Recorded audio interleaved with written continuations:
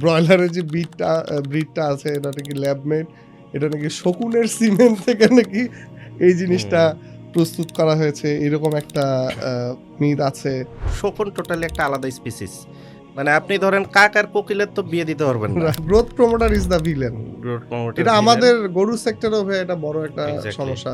Withdrawal period মিটের ক্ষেত্রে হচ্ছে 28 দিন, আর মিল্কের ক্ষেত্রে মানে 12 দিন। মানে আপনি এটা পুশ করলে 28 দিনের মধ্যে কোনো এটার মাংস করতে পারবেন না, হারভেস্ট করতে পারবো না। আমি তো একটা লোক আমাকে বলে নাই যে এইটা করলে কিন্তু ভাই আপনি 28 দিন গরুটা কাটতে পারবেন না। একটা পিলের মধ্যে যে হরমোনটা থাকে ওর চাইতে বেশি হরমোন আপনি সয়াবিনের বীজের মধ্যে পাবেন। এগ্রিকালচার বলবো যে আমি এইটা টাকা নষ্ট করার খুব ভালো একটা জায়গা। মাত্র 2টা ছাগল থেকে আজকে 200 ছাগলের মালিক। এখন জামাই রাতের বেলা ঘুমাচ্ছে আর নাক ডাকছে আর বলছে যে পাঙ্গাস পাঙ্গাস। তো পাশ থেকে শ্বশুর ও আবার বলছে কাল খাস কাল খাস। আপনি সবার কথা বলছেন, শুধু কনজিউমারের কথা বলেন নাই। আমি বলবো যে কনজিউমার ইজ দ্য কিং।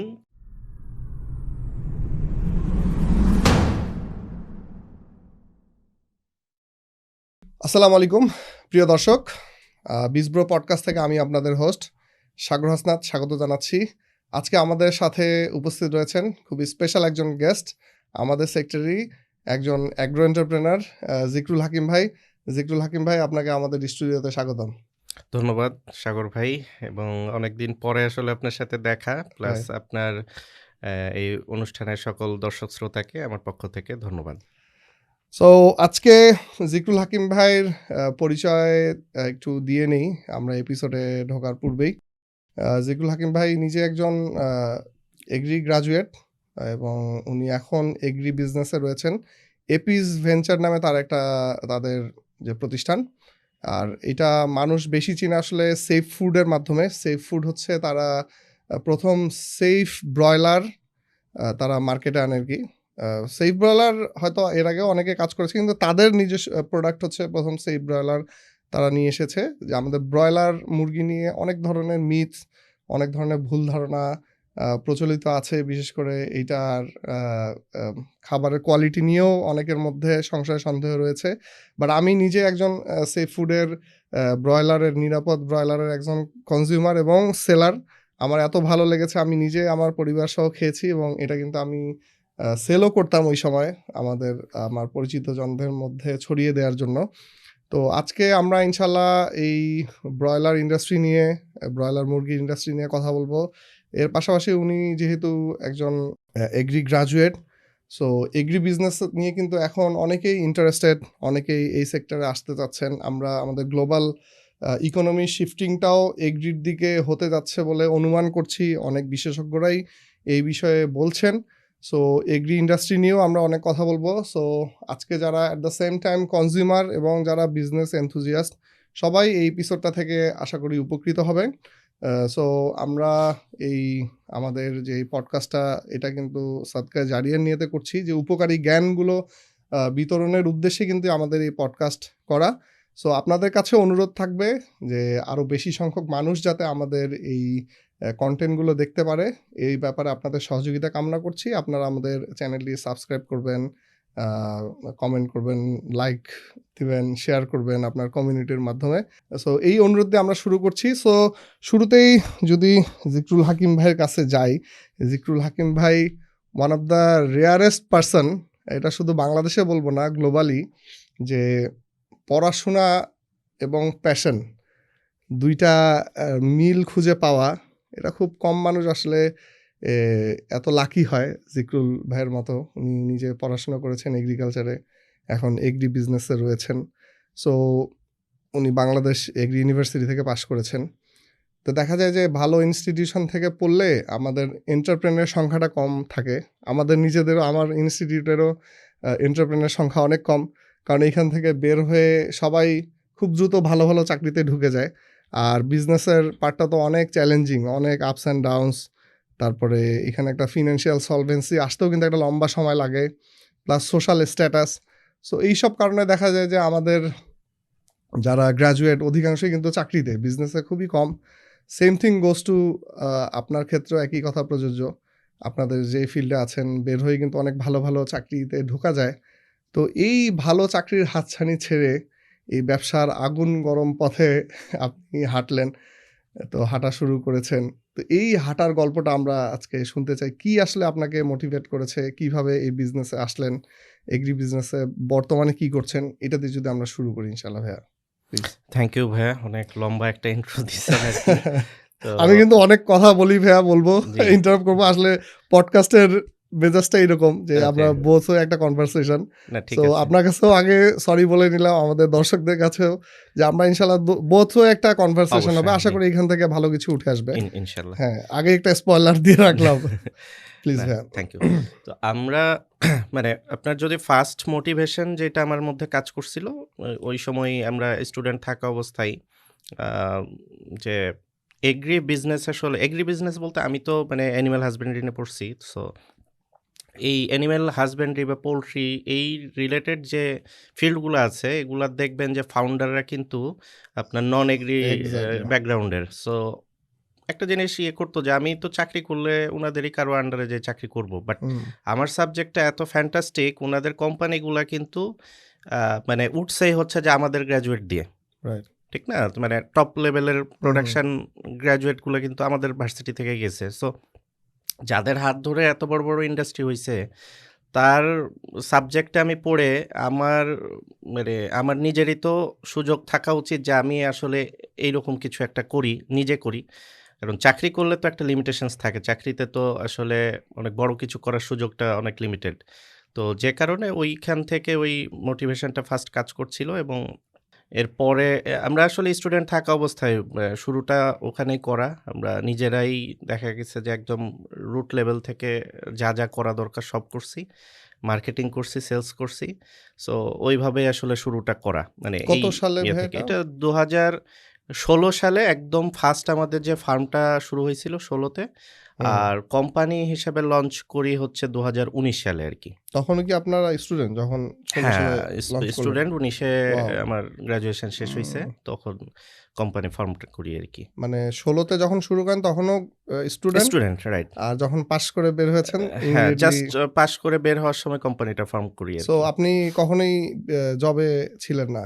না জবে ছিলাম না। আমরা হচ্ছে যে তবে অন হ্যান্ড এক্সপেরিয়েন্স ছিল। মানুষ তো জবে আসলে অন হ্যান্ড এক্সপেরিয়েন্স এর জন্য হু, যায়। হু। যেটা আমাদের ছিল। আমরা তো ১৬ থেকে নিজেরাই ফার্মিং করে আসছি। আচ্ছা। আমার পড়াশোনার বাইরে এইটা এক্সট্রা ও! কাজ। আমরা হুম, অনেক অর্গানাইজেশন করে না? সো হুম, হুম। ওই অর্গানাইজেশনের একটা মানে ছিল আমাদের যে আমরা এই মানে একটা হচ্ছে যে কমার্শিয়াল কোনো কিছু করি আরকি। মানে ছোট ইন্টার্ন লেভেলে। বলতে পারেন বা একটা ইন্টার্নশিপ প্রজেক্ট রাইট। বলতে পারি। সেলফ নিজের ইন্টার্নশিপ আরকি। নিজের রাইট। প্রতিষ্ঠানে নিজে হ্যাঁ, ইন্টার্নশিপ। তো ঐরকম করে শুরুটা এবং পরবর্তীতে আপনার একটা মানে ভালো ইন্ডাস্ট্রিতে আমি এজি এগ্রোতে ইন্টার্নি করছিলাম আরকি। আচ্ছা, তো আচ্ছা। ওখানে ওই এক্সপেরিয়েন্সটা আমার লাগছে। ওখানে মোটামুটি ৬ টা ইউনিটে তাদের একদম ব্রিডার ফার্ম, ফিড, তারপরে আপনার ওটাও ইনকিউবেশন পোল্ট্রি ছিল? সবকিছু হ্যাঁ, আচ্ছা, আচ্ছা। ওদের যত উইং আছে সবগুলাতেই মোটামুটি অন হ্যান্ড এক্সপেরিয়েন্স ছিল। ব্র্যাকে ইন্টার্নি করা হয়েছিল আরকি। তো আচ্ছা। এইগুলা ইন্টার্নির কাজ এবং আমাদের প্রিভিয়াস এক্সপেরিয়েন্স এই মিলায় মোটামুটি আপনার বেসিক নলেজটুকু হয়ে গেছিল আরকি। তো যে মাশা কারণে পরবর্তীতে আর অন্য জবে সুইচ করার সুযোগও বলব যে কম ছিল। কারণ ওই সময় আসলে জবে গেলে হুম, হুম। এটার একটা ইন্টারেস্টিং ব্যাপার আছে। আমরা ১৯ জন শুরু করছিলাম। ১৯ জন? ১৯ জন সবাই স্টুডেন্ট থাকা আপনাদের অবস্থায় যা ক্লাসমেট? হয়। এ ক্লাসমেট ১-২ বছরের সিনিয়র জুনিয়র আচ্ছা। এইরকমই আরকি। আপনার সাবজেক্টেরই? না, ডিফারেন্ট বিভিন্ন ডিসিপ্লিন থেকে ডিসিপ্লিনে ছিল। আসছে। আচ্ছা। But interesting. ফার্স্ট ইনভেস্টমেন্ট হচ্ছে ৳১০,০০০ এবং আমার এখানে আচ্ছা। যুক্ত হওয়াটাও এই ইনভেস্টমেন্ট দিয়েই আরকি। তো সবারই যা, যা হয় হ্যাঁ, অল্প, হ্যাঁ। অল্প টাকা দিয়ে জমায়ে-টমায়ে শুরু করা।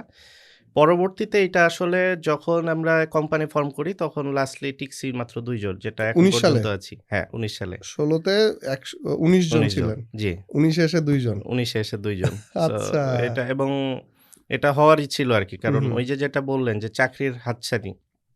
সো ওই জায়গায় আপনি কোনো বেতন পাচ্ছেন না। আপনাকে সব কাজ নিজে করা লাগতেছে। এই কোয়েশ্চেনটা একটু ডিফিকাল্ট আরকি চুজ করা যে আমি হুম, হুম। চাকরি করব না, আমি বিজনেস করব আরকি। সো ওই সময় আমরা ওটা চুজ করছিলাম এবং আলহামদুলিল্লাহ মানে আল্লাহ আমাদেরকে এমন বিব্রতকর অবস্থায় ফেলেন নাই যে আমাদের মাশাআল্লাহ। আসলে করতে হইছে। সারভাইভ করা গেছে এবং পরবর্তীতে আগানো গেছে আর কি। সো এটা তো খুবই ইন্টারেস্টিং। এই জিনিস হুম। আমি জানতাম না যে আপনারা ১৯ জন মিলে শুরু করেছেন। আমি ভেবেছিলাম যে ২ জন মিলে। তো হ্যাঁ। এটা যদি আরেকটু বলেন ভাই, মানে এটা কি কোনো মানে ইউনিভার্সিটি প্রজেক্ট ছিল নাকি নিজেরা সেলফ ইন্টারেস্টেড হয়ে ভাই ব্রাদার মিলে করেছেন?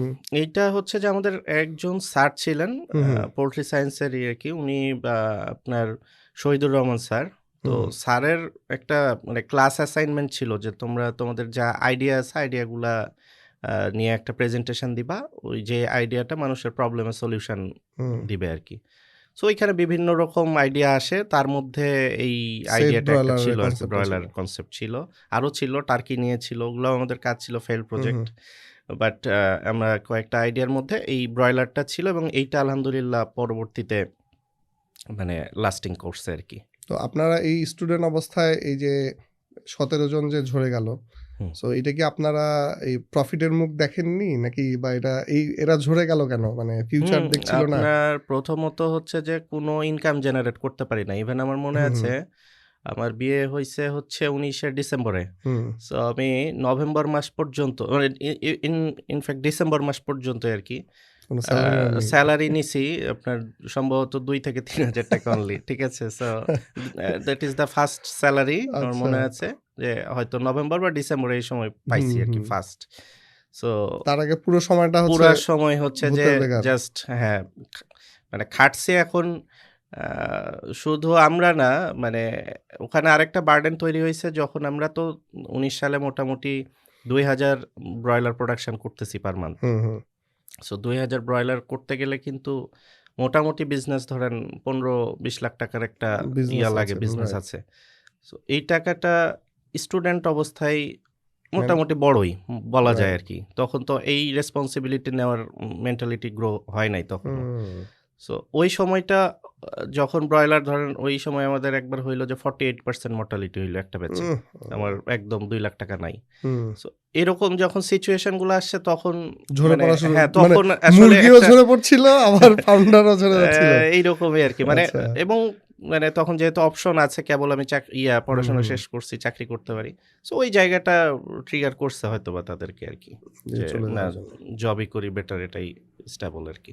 আমরা তখন যেটা করছি আমি আর হাবিব ভাই যে ব্রয়লার যখন এটা ঝুঁকিপূর্ণ অবস্থায় গেছে, তখন আমরা ওটার পাশাপাশি লেয়ারটা স্টার্ট করছি। আচ্ছা, ডিমের প্রজেক্টটা। হ্যাঁ। হুম, হুম। যে আমরা মানে বন্ধ না করে কারণ আপনি তো ব্রয়লার পুরা বছর একরকম রেজাল্ট পাবেন না। প্রোডাকশনও হুম, পাবেন না, সেলসও পাবেন না।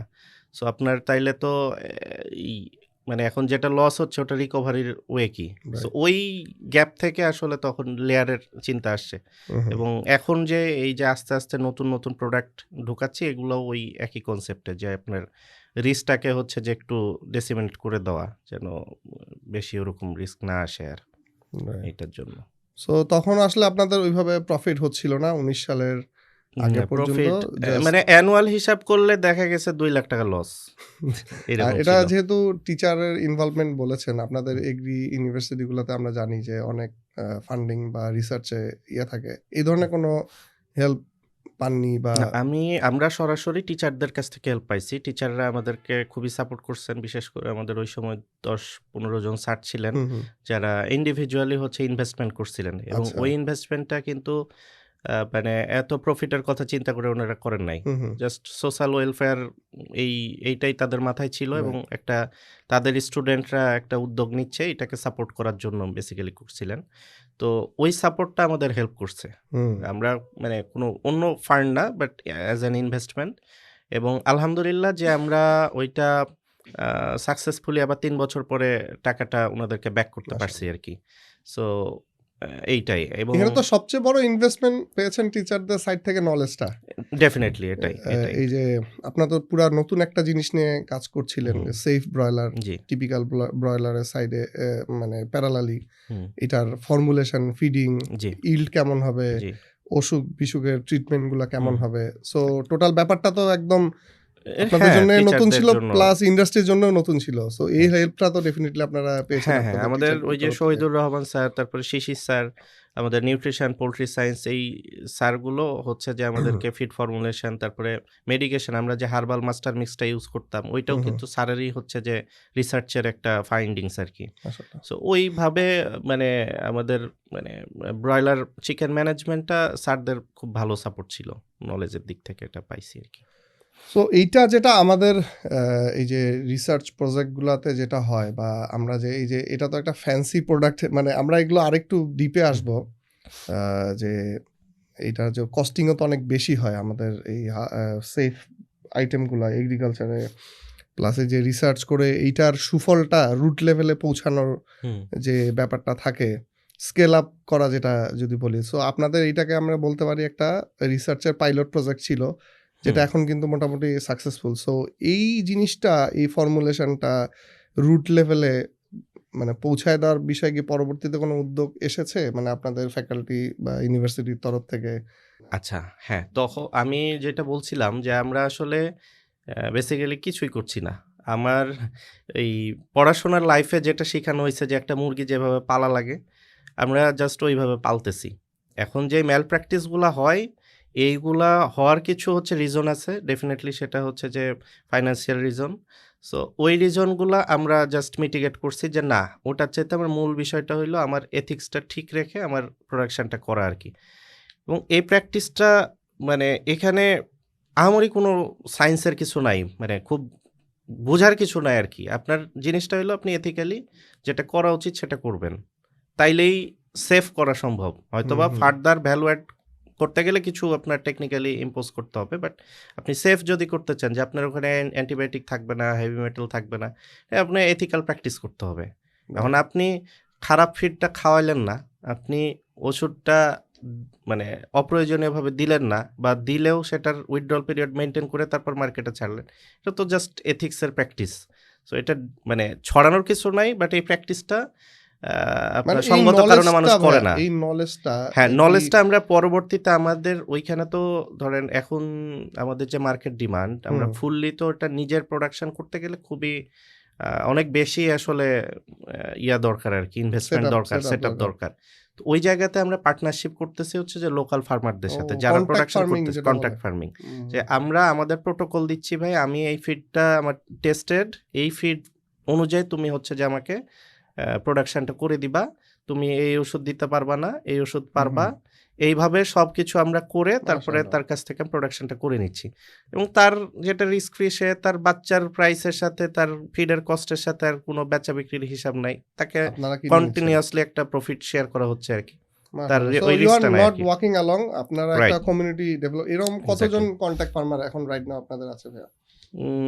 20 র মতো আরকি। মাশাআল্লাহ। এবং ওদেরকে এডুকেট করা, ওদেরকে হ্যাঁ। ফিড গুলা ফিড পৌঁছানো। গুলা মানে আমরা হচ্ছে যে আমরা মানে ফিড হচ্ছে ল্যাব টেস্ট করি আগে আরকি। হুম, হুম। যে কোনো ফর্মুলেশন চেঞ্জ হইলে ওটা আগে ল্যাব টেস্ট করে যে আমার বেশ কিছু প্যারামিটার আছে ওগুলাতে সবগুলাতে যদি ওকে হয় দেন ওই ফিডটা আমরা হচ্ছে যে ফিড ইউজ কি করি। আপনাদের নিজস্ব নাকি কমার্শিয়াল যে ফিডগুলা? ফর্মুলেশনটা আমাদের মানে একটা ডিফাইন করা আছে যে হুম, আমরা ইনগ্রেডিয়েন্ট এর বেসিসে করব এবং এটার এত রেশিওতে থাকবে আরকি। আ ভালো ব্যাপার যেটা হচ্ছে যে আপনার সব ফিড তো বাংলাদেশের খারাপ না। রাইট, বেশিরভাগই ভালো।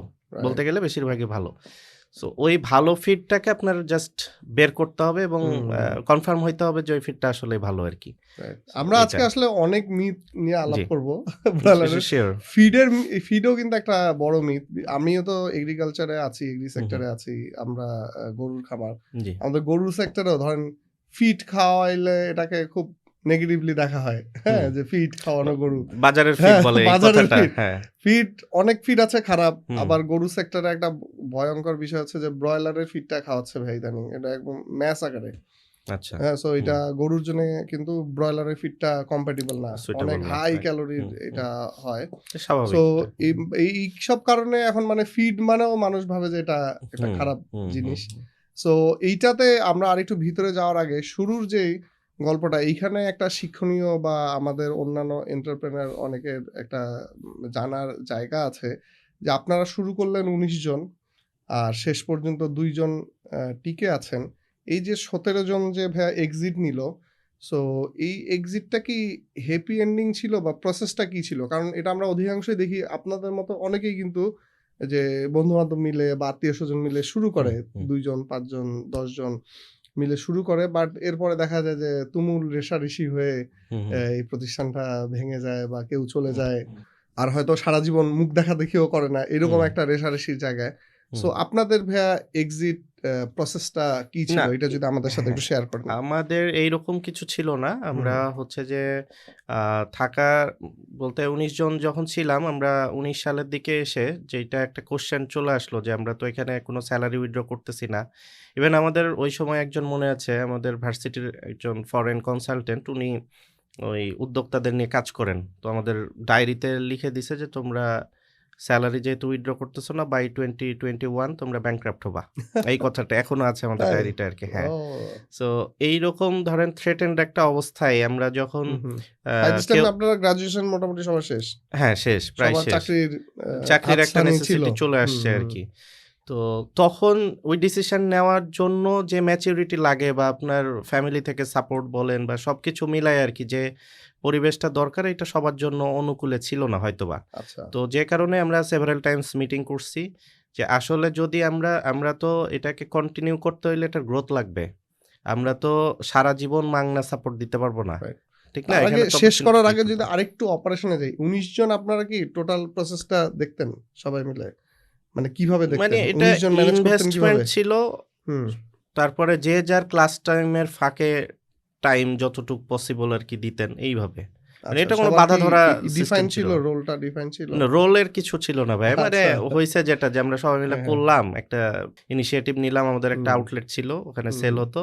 আ ফার্ম থেকে নিয়ে আসতাম। এই দ্যাটস ইট। এখন যে যার মতো সময় ওখানে দিতাম আরকি। আউটলেট গুলা কি আপনারা বসতেন একটাই। নাকি আমরাই, হ্যাঁ, আমরাই বুঝতাম। এরকম ক্ল্যাশ হতো না যে আমি বেশি সময় বসতেছি, ও বসতেছে না?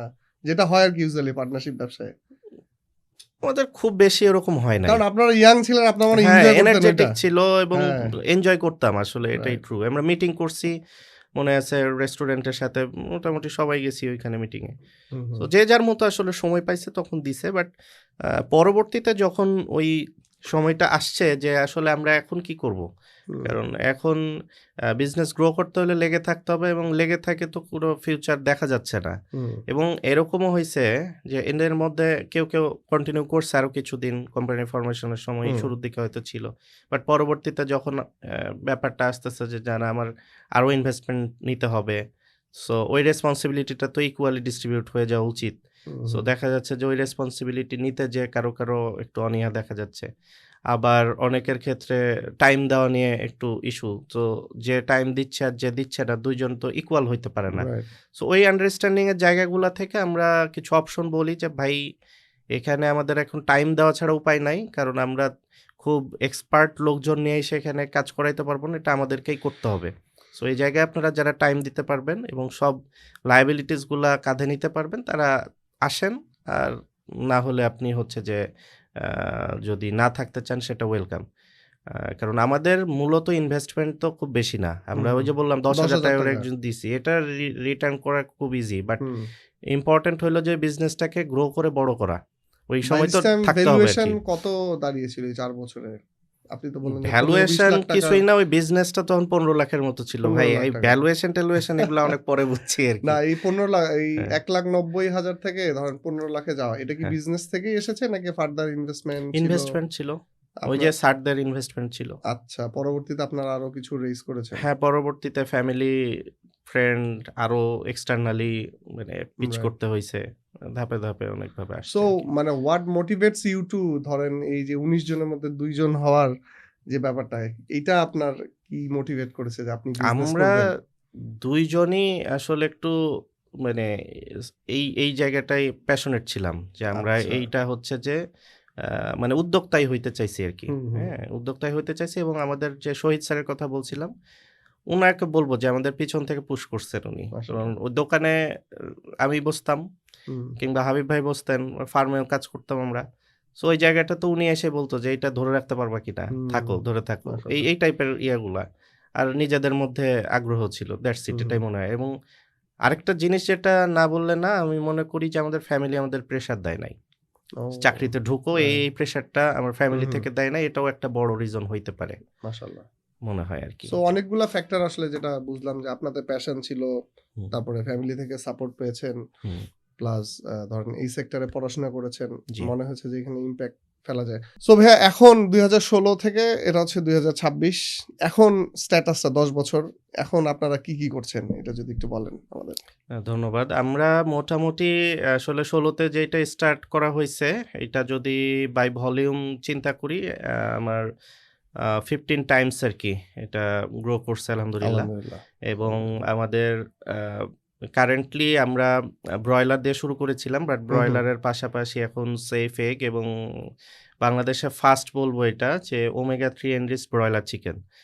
ওমেগা 3 হুম। এনরিচড ডিমের কথা আপনি হ্যাঁ, জানেন হ্যাঁ, হ্যাঁ। ডেফিনিটলি সুপার শপগুলাতে রাইট। দেখেন, বাট ব্রয়লার কিন্তু কোথাও পাবেন না। ব্রয়লারটা আমরা ফার্স্ট এখানে শুরু করি এবং পরবর্তীতে হচ্ছে যে আমরা পাঙ্গাস মাছ নিয়ে কাজ শুরু করি আচ্ছা, এবং বেশ কিছু এখনো পাইপলাইন R&D পর্যায়ে আছে, যেমন গোট ফার্মিংটা R&D আছে আরকি আমাদের। আচ্ছা।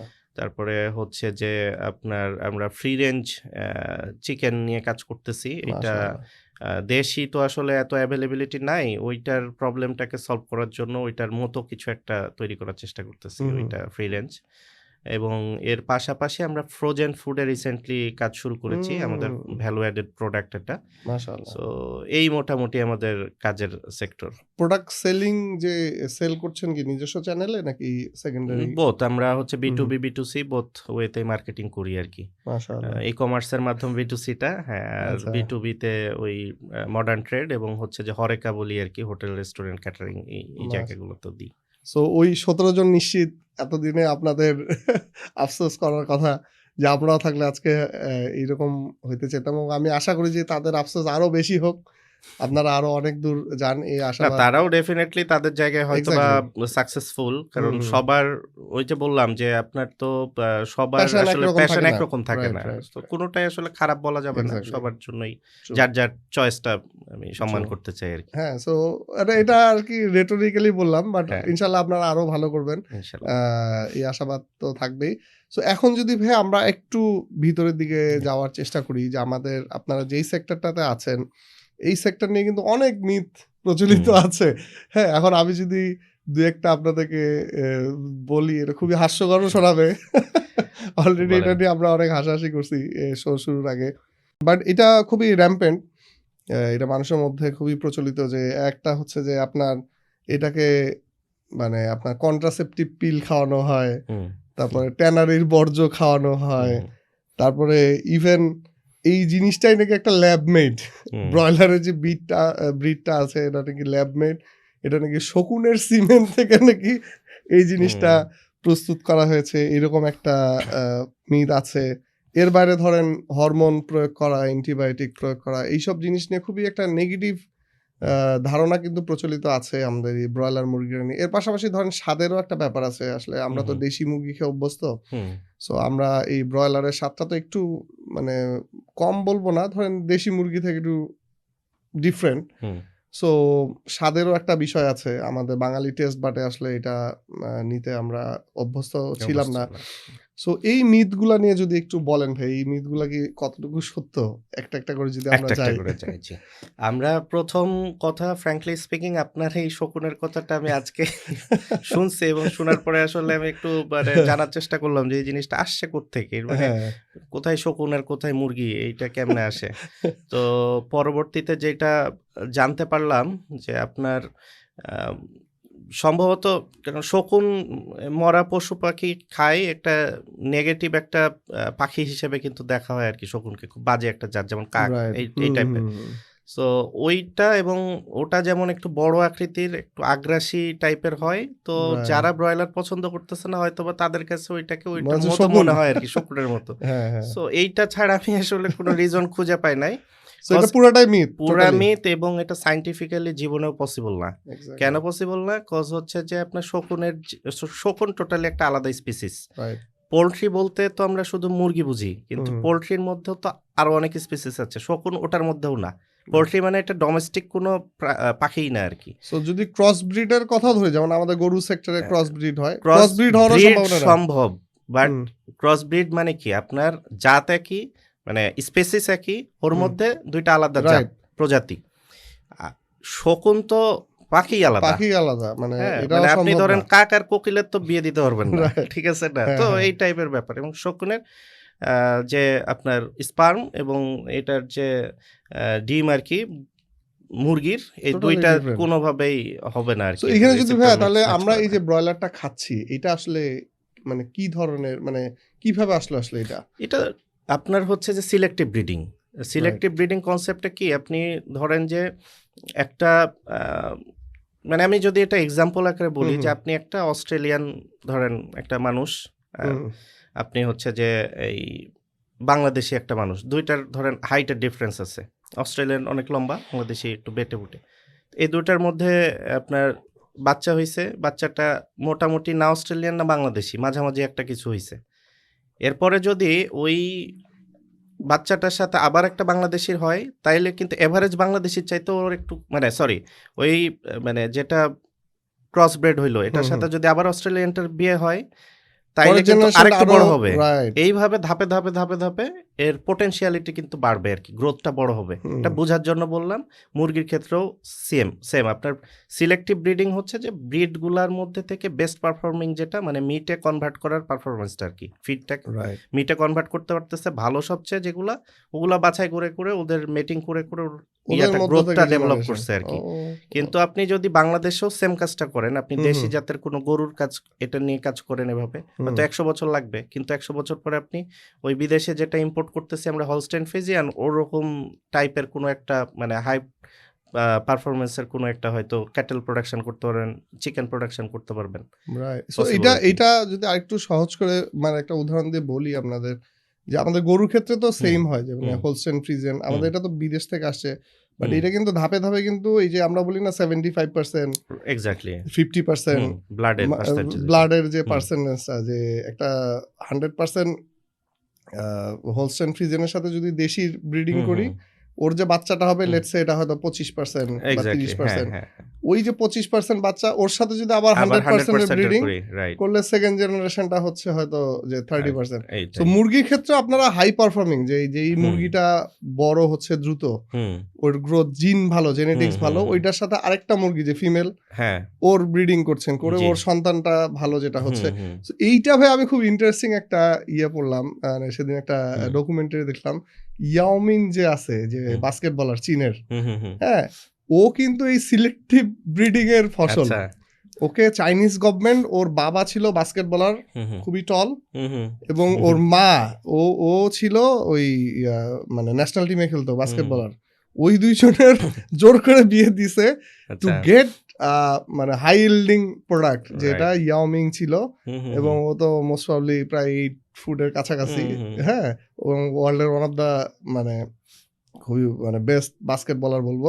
সো এই জিনিসটাই তো মনে হয় এই ব্রয়লার সেক্টরে করা এক্সাক্টলি, হয়েছে। এক্সাক্টলি। করে একটা ফাইন টিউন জায়গায় আসছে জি, যেটা ধরেন ৩০ দিনের মধ্যেই ২ কেজি সাইজের হয়ে যাচ্ছে। জি। মানে ইল্ডটা অনেক হাই, এলটা হাই। ওর মানে মিটে কনভার্ট করার ক্যাপাসিটিটা অনেক ভালো আরকি। অনেক ভালো। আমাদের হুম, দেশি মুরগি যেটা ৬ মাস লাগছে, হুম, ওইটা হচ্ছে সে ৩০ দিনে হয়ে যাচ্ছে। এটা যেমন আমি আরেকটা এক্সাম্পল দিতে পারি যে ভাইয়া আমরা যেমন বাঙালি এতগুলা করে ভাত খাই না? হুম, হুম, হুম। খেয়ে দেখেন আমরা কিন্তু স্টিল 5 ফিট 6, এক্সাক্টলি 5 ফিট এইটাই, 4। এইটাই। আর আপনি আমার এক রিলেটিভ আসছিলেন সুইডিশে। হুম, হুম। সে দেখলাম বিকেল ৫ টার মধ্যে ডিনার তার শেষ এবং কি খাইলো? একটা আপেল। হুম, হুম, হুম। এটাই তার ডিনার শেষ। বাট ওর হাইট, হাইট অনেক। ফিগার হুম, মানে অদ্ভুত। কারণ এটা because of the genetics, because of the right, breeding. Right. So ব্রয়লারটা হচ্ছে সেম জিনিস। ভাই জি। এটার ব্রিডটা মানে কোন জাতের মুরগি থেকে ইউজুয়ালি এটা করা হয়? মানে আমরা তো আসলে এখন স্ট্রেইন বলি। যেমন হুম, হুম। কপ 500 খুব পপুলার এরকম স্যাসো আছে। আরো অনেকগুলা আপনার স্ট্রেইন আছে। মানে মেইন ব্রিডের জাতটা এখন পরেরটা আসলে স্ট্রেইন। ইয়া হ্যাঁ, হয়ে তো গেছে মানে আমার বিলুপ্ত হয়ে গেছে। হ্যাঁ, যে আপনার এখন এই ব্রয়লারটা আসলে কোন হুম, হুম, আ মানে ওই পাখির কম্বিনেশনে করা এটা আমার হুম। এক্সাক্টলি এই মুহূর্তে মনে নাই। আচ্ছা, আচ্ছা। বাট হচ্ছে যে আমরা স্ট্রেইনটাকে বলি যে আমরা কোন স্ট্রেইনটাকে হচ্ছে যে পালতেছি কমার্শিয়ালি। হুম। যেমন কপ 500 এটা মানে খুব বেশি পপুলার আরকি। এখন কপ 500 স্ট্রেইনটা। হ্যাঁ, আচ্ছা, আচ্ছা। সো এটা। এরপরে যদি মিথগুলা যে এই যে বলছে যে বিশেষ করে ফিডিং এর বিষয়টা যেটা নিয়ে আপনারা কাজ করছেন হুম। যে কন্ট্রাসেপটিভ পিল খাওয়ানো হচ্ছে, ট্যানারির বর্জ্য এই খাওয়ানো হচ্ছে। এইগুলাও খুবই ইন্টারেস্টিং মানে ট্যানারির ওয়েস্টেজের যদিও কিছুটা রিলেভেন্সি আছে হুম, হুম। যে এটা প্রোটিন সোর্স হিসাবে প্রোটিন প্রোটিন এমবিএম যেটা বলছি আমরা। হ্যাঁ এমবিএম যেটা বলছি এটাও তো এটা না অ্যাকচুয়ালি হুম, হুম। এমবিএমটা তো আপনার ইম্পোর্ট হয়ে আসতো আর কি এমবিএম হচ্ছে মিট বোন মিল হুম, হুম। এটা আপনার অ্যাকচুয়ালি আসতে হচ্ছে যে মরা পশুর হাড়গোড় হুম, বাংলা কথায় এখন কোন পশুটা মরে অসুস্থ পশুই তো মরে হুম। সো ওটার হাড়গোড়ের মধ্যে তো ওটার রোগ জীবাণুটা আসছে রাইট। এমবিএম ইটসেলফ খারাপ বাট হচ্ছে যে ওইটাকেও আপনার যদি কস্টলি মনে হয় আপনি হচ্ছে চিপার প্রোটিন সোর্স হইলো যে ট্যানারি ওয়েস্টেজ এইটা ও। কিছু ব্যক্তির ম্যাল প্র্যাকটিস বাট হচ্ছে যে এটা খুবই কম কজ হচ্ছে আমি একটা ডাটা যদি বলি আপনার হুম, ডেইলি মাত্র 250 টন ট্যানারি ওয়েস্টেজ প্রোডাকশন হয় হুম। অন দ্য আদার হ্যান্ড আপনার হচ্ছে যে প্রায় 26,500 টন আপনার হচ্ছে যে ফিড লাগে ফিড প্রোডাকশন হয় per day. Per day so হুম। আপনার 1% এর নিচে এইটা আপনি ট্যানারির চাইলেও এত দিতে পারবেন না। সম্ভব না এটা ঠিক আছে সো এটার আসলে কোনো মানে বেসিস নাই বিশেষ করে হ্যাঁ কিছু খারাপ জায়গায় যেখানে কোনো গভর্নমেন্ট রেগুলেশন নাই হুম। ওই রকম কোনো ফ্যাক্টরিতে হয়তো বা প্রোডাকশন হইতে পারে এটা বহুত অস্বীকার ট্যানারি করতেছি না বর্জ্য দিয়ে। হইতে পারে সম্ভাবনা হুম। আছে বাট হচ্ছে যে এটা এত কমনলি ইউজের জিনিস না আর পিলের কথা যেটা বলছেন ভাই এইটা কি করবে এটা আমি বুঝি না মানে পিল দিয়ে কি আপনার মাংস পাবেন এটা ওই যে মনে হয় যে হাই ওই যে বিভিন্ন হরমোন টরমোন মানে থাকতে এইটা পারে। হরমোন থাকে হ্যাঁ। ডেফিনেটলি বাট আমি ওইটাই দেখলাম যে এস্ট্রোজেন হরমোন। আমি ইভেন এমনও শুনছি যে এখন বলতেছে না যে মেল বুবস যে হুম। কিছু ওই যে ইয়াং ছেলেপেলেদের হুম, বাল্কি যেসব হুম। ছেলে একটু চেস্ট গুলা ঝুলা থাকে হুম। মেল বুবস বলে এটা। হুম। সো এইটার জন্য নাকি ওই ব্রয়লার মুরগি দায়ী কারণ না। ওদেরকে এস্ট্রোজেন হরমোন নাকি পুশ করা হয়। সো এইটা নাকি একটা বড় প্রথম রিজন। কথা হইলো কোনো কমার্শিয়াল চিকেনকে কোনো কিছু পুশ করা হয় না হুম, হুম। পিল ধরে ধরে খাওয়াবেন মুরগিকে এটা খাবে জীবনে হ্যাঁ। আপনি বলবেন ইনজেকশন কোনো কমার্শিয়াল ফার্মে আপনি কোনো ইনজেকশন পাবেন না ফর Right. শিওর কোথায় পাবেন ব্রিডার ফার্মে পাবেন কি পুশ করা হয় ভ্যাকসিন পুশ করা হয় হুম, যে পুশের ছবি দেখেন ওইটা হচ্ছে ভ্যাকসিন ব্রেস্টে দেয় আর কি হুম। মুরগির ওটা ভ্যাকসিন দেয় ভ্যাকসিন লাগবেই ভাই আপনার ওষুধ। 2 বছর একটা মুরগি বাঁচবে ও তো হুম। মানুষ টিকা ছাড়া বাঁচে নাকি টিকা লাগে না রাইট। সো মুরগির আমরা ক্ষেত্রে টিকা গরুকেও তো লাগে আর দেই কি 3 মাস পর টিকা পর দেন না ভ্যাকসিন হ্যাঁ দেই। সো ভ্যাকসিন পুশ করা হয় বাট হুম। আদার কোনো কিছু পুশ করার কিছু নাই এখন মুরগিকে কোনো কিছু খাওয়াইতে হইলে ওর খাবারের মাধ্যমে বা পানির মাধ্যমে ওকে দিতে হবে আর কি সো আপনি পিলটাকে কেমনে দিবেন এটা হলো প্রথম এইটা কিভাবে আসলো? এই হ্যাঁ জিনিসটা কিভাবে আসলো? এটা আসছে এটাও একটু সার্চ করে দেখলাম ওই যে হুম। অনেকে মনে করে যে আপনার পিলের কাজটা হইলো যে ওটাকে ইয়া করে ওই ডিম প্রোডাকশনটা অফ করে দেয় হুম। করে ওইটার ও যে এনার্জিটা ওইটাকে আচ্ছা। আপনার মিট প্রোডাকশনে কনভার্ট করার জন্য হুম, মেবি মানে এটা করে খোঁজা আর কি করা হ্যাঁ টাইপের। তো কিন্তু এটা ট্রু না বিকজ হুম, হুম, আপনার বাংলাদেশে প্রত্যেক দিন 50 লক্ষ মুরগি প্রোডাকশন হচ্ছে হুম, ব্রয়লার সো হুম। আপনার 50 লক্ষ পিলও প্রোডাকশন হচ্ছে তো সব পিল কি খালি মুরগিকে খাওয়ান রাইট। না আপনি একটা করেও যদি খাওয়ান আর কি হ্যাঁ, তাহলে হ্যাঁ। তো সব মুরগিকে খাওয়ানোর কথা এবার সে ব্যাপারটা এরকম না আর কি হুম, হুম, এবং প্র্যাকটিক্যালি আমরা তো প্র্যাকটিস করতেছি এই পিল ইটস নট ট্রু এবং হুম, আরো হুম, ইন্টারেস্টিং ফ্যাক্ট হলো একটা পিলের মধ্যে যে হরমোনটা থাকে হুম। ওর চাইতে বেশি হরমোন আপনি ইয়ার মধ্যেই পাবেন ভ্যাকসিন মানে ট্যাকসিন গুলো তো না লাগে। এই যে সয়াবিনের বীজের মধ্যে পাবেন ও সো আচ্ছা, আপনি আচ্ছা। পিল খাওয়ানোর দরকার কি সয়াবিন খাওয়ান রাইট। যদি ওই হুম, হুম। পারপাসটাই হইতো এটার মানে কোনো রিলেভেন্সি না এটা একদম। মানে হয়তো অজ্ঞতাবশত কিছু মানুষের সো আসছে আর এখন কি যদি অ্যান্টিবায়োটিকের বিষয়টা যে অ্যান্টিবায়োটিক রেসিডিউ হুম, পাওয়া যাচ্ছে এই হচ্ছে সেই এটা হচ্ছে ট্রু এটা কিছু এটা ট্রু আচ্ছা এটা আমাদের এটা মানে কিভাবে অনেক হচ্ছে? স্যারের রিসার্চও আছে হুম, এইটা হচ্ছে ভাই আপনার কেউ চায় না যে মুরগি মরুক মানে মর্টালিটি রেটটা কত রিডিউস করা যায় এটা একটা চ্যালেঞ্জ থাকে হুম, আর এইটার জন্য এটা বেশিরভাগ সময় আসলে ওষুধ কোম্পানির একটা ইয়া থাকে আহ, মানে এই প্র্যাকটিসটা থাকে যে ওষুধটাকে সেল করার জন্য খামারিদেরকে ওইভাবে পুশ করা। পুশ করা যে হুম, তুমি এটা খাওয়াও তাইলে তোমার বার্ডের হুম, পারফরমেন্স হুম। ভালো হবে বাট খামারি তো অজ্ঞতাবশত হয়তো বা ওটা খাওয়াচ্ছে এটা একটা ওর যে উইথড্রয়াল পিরিয়ড থাকে এটাও বলে না কেউ বলে না বা মানে বলার তো প্রশ্নই আসে না আপনি আর যখন মানে বাংলাদেশের হ্যাঁ প্রেক্ষাপটে হ্যাঁ বলতেছি যে আপনার যে সেলার হুম সে তো সংবিধিবদ্ধ সতর্কীকরণ বলে কি বিক্রি করে কিনা কিছু ভাই আমি হচ্ছে আমার এক্সপিরিয়েন্স বলি একটা যে ওই যে এলটি জল খাওয়াই আমরা হ্যাঁ কৃমিনাশক জি খাওয়াই না আমি ধরেন 2-3 বছর পরে মানে এক্সিডেন্টালি তাও আমি ওই যে প্যাকেটটা পড়ছি হুম হুম পরে ওইখানে দেখি উইথড্রয়াল পিরিয়ড লেখা হুম বাই হুম দিস টাইম আমি হুম একটু নলেজ গ্যাদার করছি হুম আমি তো এগ্রি ব্যাকগ্রাউন্ড ছিলাম না হুম সো হুম আমার কাছে এই টোটাল বিষয়গুলো নতুন ছিল তো আমি দেখলাম যে ওইখানে উইথড্রয়াল পিরিয়ড হুম মিটের ক্ষেত্রে হচ্ছে 28 দিন আর মিল্কের ক্ষেত্রে মানে 12 দিন, মানে আপনি এটা পুশ করলে 28 দিনের মধ্যে কোনো আপনি এটার মাংস করতে পারবেন না, হারভেস্ট করতে পারবেন না। আমি তো 3 বছর হয়ে গেল, আমি এতদিন খাওয়াইলাম, এত আমার কাছে ডাক্তার আসলো, এত কোম্পানির লোক আসলো, একটা লোক আমাকে বলে নাই যে এইটা করলে কিন্তু ভাই আপনি 28 দিন গরুটা কাটতে পারবেন না বা এটার দুধ আপনি করতে পারবেন, একটা লোকও আমাকে ভাই বলে নাই। সো আমি ধরেন একটা শিক্ষিত ছেলে হয়েও আমি জিনিসটা সম্বন্ধে অজ্ঞ ছিলাম। সো আমি তখন চিন্তা করলাম যে এই অ্যান্টিবায়োটিক আমাদের খাদ্য চক্রে আসবে না কেন। তো আমার কৃষক তো এটা জানতেছেই না। ও তো উইথড্রল পিরিয়ড তো আপনি শিক্ষিত দেখে বুঝছেন, নিজে প্যাকেট আমি নিজে পড়ে জানছি এটা, কিন্তু ওর তো এটা আরো গ্যাপ আছে। ওর মানে ওর মাথাতেও নাই যে ওইটা আসলে কি জিনিস। হ্যাঁ, অ্যান্টিবায়োটিক এখন আপনার প্রয়োজন নাই তাও দিচ্ছেন। আর আরেকটা প্রয়োজন যেটা হলো যে মর্টালিটি রিডিউস করা। কজ আপনার যখন লাস্ট ধরেন মানে উইথড্রল পিরিয়ড তো শেষ 7 দিন যদি বলি বা 10 দিন উইথড্রল পিরিয়ড চিন্তা করেন, ওই সময় একটা মুরগি প্রায় 1.5 কেজির উপরে হয়ে যাচ্ছে। সো ওই মুরগিটা মারা যাওয়া কিন্তু হিউজ লস। সো ওই লসটা নেওয়ার মতো মেন্টালিটি থাকে না। এবং আমাদের যে মার্কেটের যে আসলে প্র্যাকটিস, যে কত কম প্রাইসে আমি অফার করতে পারি আর কি, সো ওই প্রতিযোগিতায় যে মানে আসলে টিকতে পারে না আর কি। তো টিকতে না পারার কারণও একটা মূল কারণ যে অ্যান্টিবায়োটিক এত বেশি মাত্রায় ইউজ এবং এটা রেসিডিউটা আলটিমেটলি আসা আর কি, খাদ্যচক্রে আসা। সো এইগুলো তো আমরা অনেকগুলো মিথ জানলাম। তার মানে কি এখন ধরেন এই ব্রয়লার সেক্টরে বা পোলট্রি সেক্টরে কি কোনো আমাদের ম্যাল প্র্যাকটিস হয় না? আমরা সবাই সহি, বা আপনারা যে জায়গাটায় ডিফারেন্সিয়েশনটা করেছেন যে আপনারা যে বলছেন যে সেফ ব্রয়লার, সো এই জায়গাটা নিয়ে যদি একটু বলেন যে ভাই যে আসলে কি কি ম্যাল প্র্যাকটিস হচ্ছে বা আপনারা এটা কিভাবে সলিউশন করেছেন?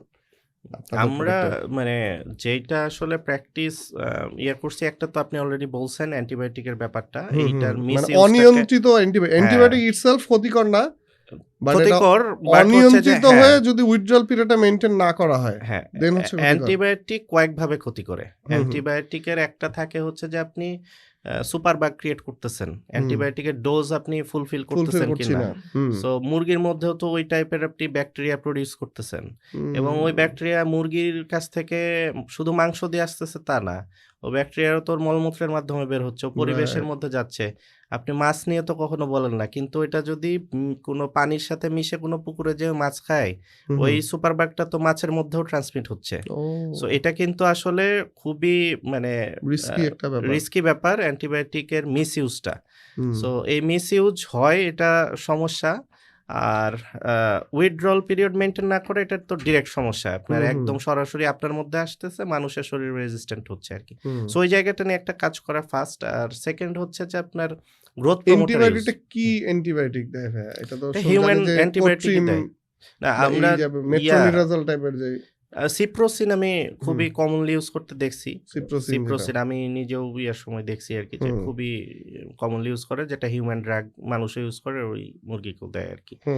তারপরে আরো অনেকগুলো আছে, যেমন টেট্রাসাইক্লিন, ক্লোটেট্রাসাইক্লিন, তারপরে হচ্ছে এন্ড্রোফ্লক্সাসিন, এই টাইপের এইরকম আরো বেশ কয়েকটা আছে আর কি, আমার ইয়া নাই, বাট এই কয়েকটা খুব কমনলি দেয়, এগুলো আমি দেখছিলাম আর কি ইউজ করতে। সো এটার অনিয়ন্ত্রিত যে ব্যবহারটা এটা ক্ষতিকর।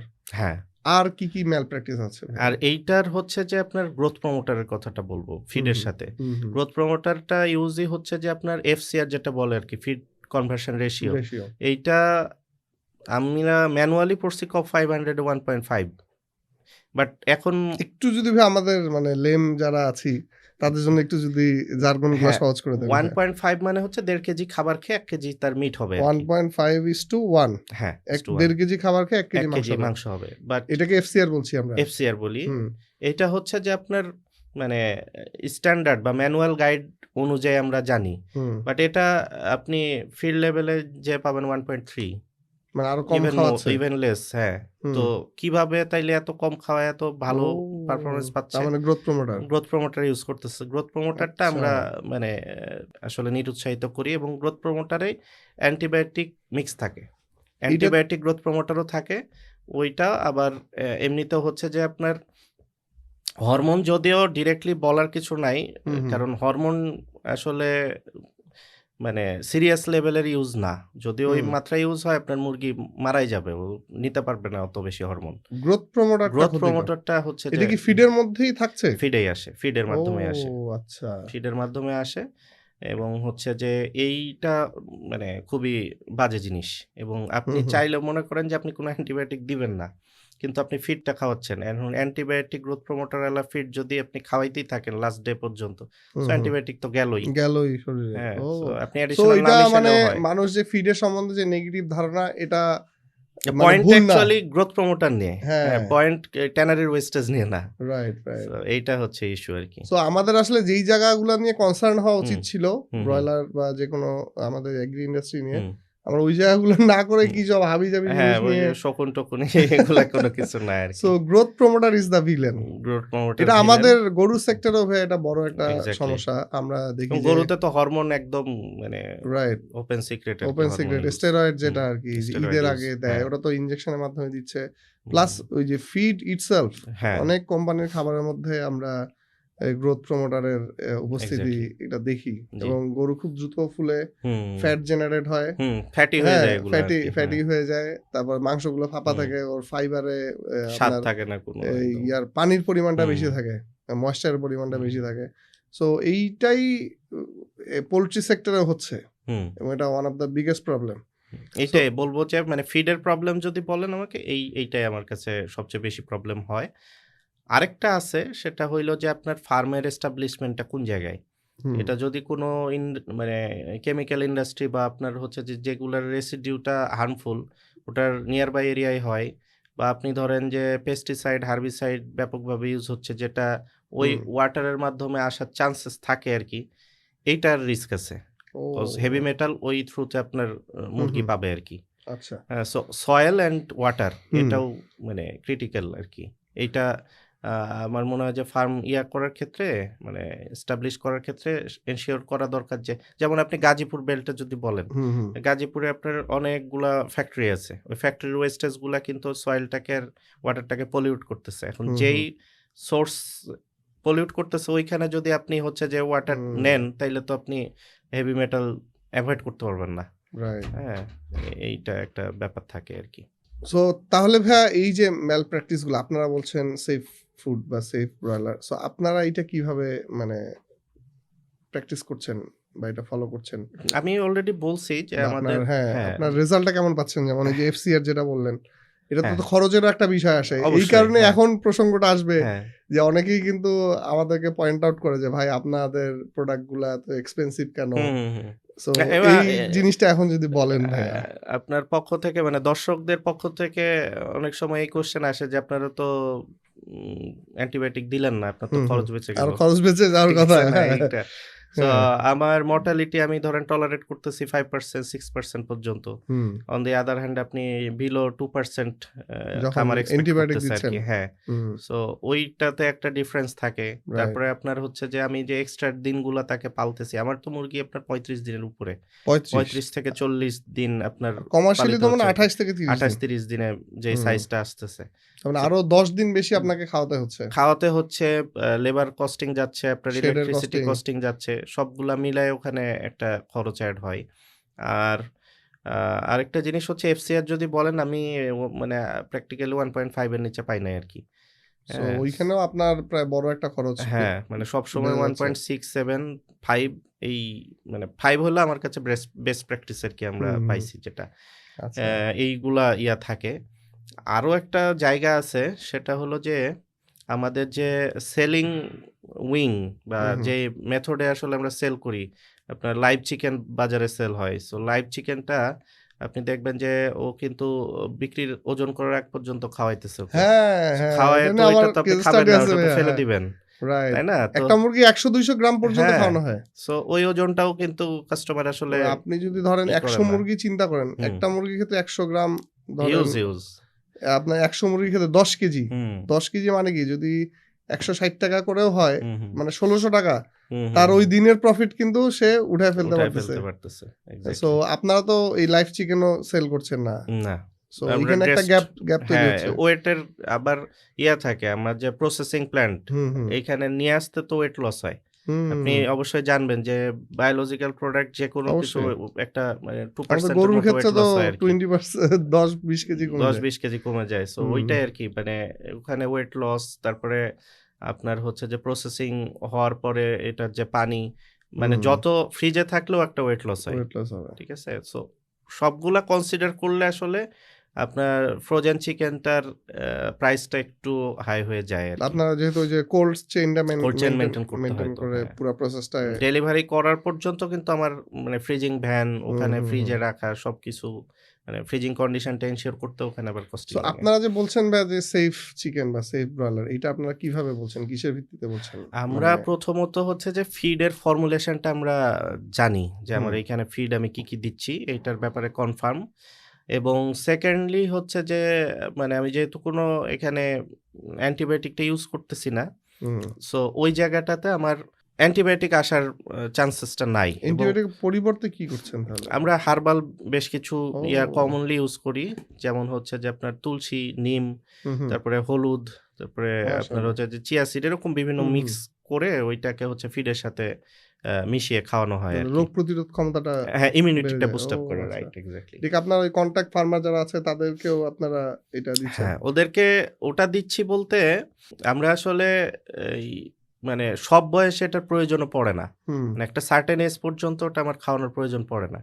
সো হুম। আমরা ওইটাই এনালাইসিস করে বের করছি যে কোন সময়টা আসলে আমি দিলে আমার অ্যান্টিবায়োটিক না দিলেও আমার মর্টালিটিটাকে আমি চেক কমাইতে করতে পারবেন। পারতেছি আরকি। এবং মানে ওটার তো ২ টা ধাপ থাকে। একটা ব্রুডিং স্টেজ বলে, হুম, আরেকটা গ্রোয়ার স্টেজ। সো ব্রুডিং স্টেজে কিন্তু আপনার এটার চাইতে ইম্পোর্টেন্ট থাকে হচ্ছে যে ওটার টেম্পারেচারটাকে মেইনটেইন করা। হুম, সো যখন যেই ম্যানেজমেন্টটা প্রয়োজন আমরা সেইটাতেই ফোকাস করতেছি, এবং যখন আমার মনে হচ্ছে যে না এটা হচ্ছে যে আপনার ও ওষুধ না দিলে আমাকে অ্যাডিশনাল কোনো কিছু দিয়ে ওর ইমিউনিটিটাকে হুম, গ্রো হুম। করতে হবে, তখন সেটা দিচ্ছি আরকি। এখন ওই চিকেনের এই মানে অ্যান্টিবায়োটিক এবং হেভি মেটাল এই ২ টা টেস্ট আমরা ফ্রিকোয়েন্টলি করি আরকি এটা ল্যাবে। আপনার ল্যাবে ল্যাবে ইয়ে টেস্ট করেন। করি, হ্যাঁ। আচ্ছা, আচ্ছা যে থার্ড পার্টি ল্যাব, ওখান হুম, থেকে আমরা টেস্ট করে তারপরে আমাদের এটা কনফার্মেশন প্লাস হচ্ছে যে কনজিউমারের একটা হুম, হুম। আ টেনশন রিলিফ করার জন্য আরকি রাইট। বেসিক্যালি এটা করা হয়। সো এখানে আমার মানে আমি তো ব্যবসায়ী মানুষ। জি, আমার মাথায় একটা ব্যবসা হিট করলো যে এখানে ভাই আপনারা যে এই যে ফর্মুলেশন গুলা করেছেন, জি। যে যারা আমাদের চাষী আছে বা হুম, যারা এরকম সেফ ব্রয়লার করতে চায়, তো তাদের এইরকম যদি আপনারা নিরাপদ যে ফিডটা ডেভেলপ করছেন বা যে ফর্মুলেশন বা এই যে অ্যান্টিবায়োটিক ছাড়াও যে মুরগি করা পাওয়া যায়, যায়, হ্যাঁ। সো এইটাও কিন্তু একটা ভালো মার্কেট তৈরি হয়ে যাওয়ার কথা বা হুম, একটা নিশ মার্কেট কিন্তু আছে। এই বিষয়ে হুম, কি আপনাদের কোনো প্ল্যানিং আছে কিনা? তাহলে কিন্তু আমাদের অন্যান্যরাও আমরা যে বলছি যে টেকনোলজি ট্রান্সফার হুম, হুম, হুম। ম্যাস লেভেলে বা কৃষকের মধ্যে আসলে আমি একা ভালো খাইলাম এটা তো আসলে হইল না। না। আমার ১৬ কোটি মানুষকে নিয়ে আসলে চিন্তা করতে হুম, হবে। হুম, হুম। এগ্রিকালচার সেক্টরে যেহেতু আমরা আছি।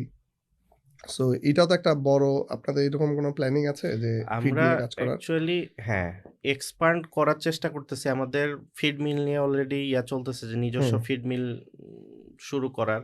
প্লাস হচ্ছে যে এই যে ট্রেনিং এর কথা যেটা বললেন, আমরা অলরেডি ট্রেনিং নিয়ে কাজ করি। হ্যাঁ? আমরা যেই কন্ট্রাক্ট ফার্মারদের নিয়ে কাজ করতেছি সেটাও তো ওয়ান কাইন্ড অফ ট্রেনিং। তাদেরকে আমরা ট্রেন করে আমাদের মতো করে প্রোডাকশনটা করতেছি। বাট এটা মাস স্কেলে মানে ছড়ানোটা আমরা আসলে অত র‍্যাপিডলি করতে পারতেছি না। আমাদের পক্ষ থেকে যতটুকু সম্ভব করা হচ্ছে।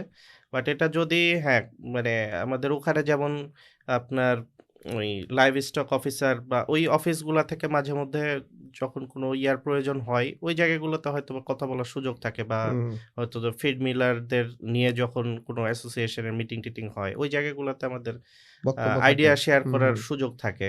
আ বাট হচ্ছে যে যদি অপরচুনিটি থাকে যে না এইখানে আমরা আমাদের অন হ্যান্ড কেউ শিখতে চায়, আমরা ওয়েলকাম করি ইন্ডাস্ট্রি আরকি এটা। থেকে কেমন রেসপন্স পান বা ফিডব্যাক পান? যেমন ধরেন আপনাদের যারা কম্পিটিটর বা হুম, হুম, এই যে বললেন যে বিভিন্ন স্টেক হোল্ডার যারা আছে, ফিড হুম, মিল যারা করছে বা যারা ফার্মার, হুম, হুম। তাদের রেসপন্সটা কেমন এই সেফ প্র্যাকটিস এর ক্ষেত্রে? তারা কি এটা উইলিংনেস টা আছে নাকি না কমার্শিয়াল চিন্তা করে সবসময়? কমার্শিয়াল চিন্তা যেকোনো কমার্শিয়াল ফার্ম অবশ্যই করবে। হুম, বাট হচ্ছে যে এথিক্স এর জায়গাটা কতটা স্ট্রং কার জন্য। সো এথিক্যালি প্র্যাকটিস করার মানুষ আছে। হুম, এটা আমি নাই বলব না। অনেকেই চান যে এটা আসলে ভালো, কারণ উনার ফ্যামিলিরও তো খাবার লাগে। রাইট। সো ওই চিন্তা করেও হলেও অনেকে করেন, এবং যেই খামারিদের কথা বলতেছি, তো অ্যাকচুয়ালি আপনার ইকোসিস্টেমটাকে সাস্টেনেবল করতে হবে। আমাদের এটা মনে হুম। হইছে। এটা যদি করতে পারেন দেন আপনার মানে একদম ওই খামারিও কথা শুনবে। তাকে হুম। তো ভাই প্রফিট দিতে হবে। রাইট, তাকে এখন আমি ওই যে বিজনেস দিতে হ্যাঁ, হবে আসলে। বিজনেস দিতে আপনি হবে তো। শুধু মিঠা কথায় আসলে কাজ না, হবে না, না। না এটা হবে না। কারণ হুম। সে কেন অ্যান্টিবায়োটিকটা ইউজ করতেছে? হাই তার গ্রোথ চেয়ে হাই গ্রোথের জন্য। হ্যাঁ, এফসিআর টা বাড়ানোর জন্য। এফসিআরটা কমানোর জন্য কমানোর আরকি। জন্য। কমানোর জন্য সে ইউজ করতেছে। মর্টালিটি চেক দেওয়ার জন্য মর্টালিটি রাইট। করতেছে। তো তো তো আমার যদি বলি যে ভাই তোমার বিক্রি নিয়ে টেনশন নাই। তোমার তুমি বিক্রির ৳১৬০ না, হ্যাঁ, তুমি তুমি ৳২৩০ তোমাকে বেচো। আমি টাকা দিয়ে দিচ্ছি। তুমি আমারে খালি এটা ইউজ কইরো না। হুম, তোমার গ্রোথ একটু স্লো হোক, সমস্যা নাই। সো ও যখন দেখতেছে যে আমার তো রিস্ক নাই ভাই। আমি ২ দিন পরে বেচলে তো আমার প্রাইস চেঞ্জ হওয়ার কিছু নাই। সো হুম, ঐরকম যখন ইয়াটা পায় সে, কনফিডেন্সটা পায় যে বিক্রি নিয়ে অত টেনশন নাই, তখন সে কথা শুনে আরকি। এবং সে শোনার পাশাপাশি আবার আমরাও মানে এমন না যে ফার্ম থেকে সরাসরি নিয়ে করতেছি। আমরা হুম, ওখানে ফ্লাশ আউট করি। হুম, হুম, আমরা আমাদের তত্ত্বাবধানেও আবার রাখি। হুম। রেখে ফর দ্য কোয়ারেন্টাইন টাইম যেটা বিং বলে। হ্যাঁ, কোয়ারেন্টাইন বা বলতে ওকে পারেন ওয়ান কাইন্ড অফ উইথড্রয়াল পিরিয়ডটা উইথড্রয়াল মেইনটেইন পিরিয়ড করেন। 100% আমাদের কনফার্ম হয়ে তারপরে ছাড়তে হুম, হয়। হুম, কারণ মানে যতই আপনি যাই করেন একটা হুম। লোককে তো নিজের চাইতে বেশি বিশ্বাস করতে পারবেন না। সো রাইট, ওই জায়গাটুকু আবার আমরা এনশিওর রাইট, করে তারপরে প্রসেসিং এ পাঠাই আরকি। রাইট।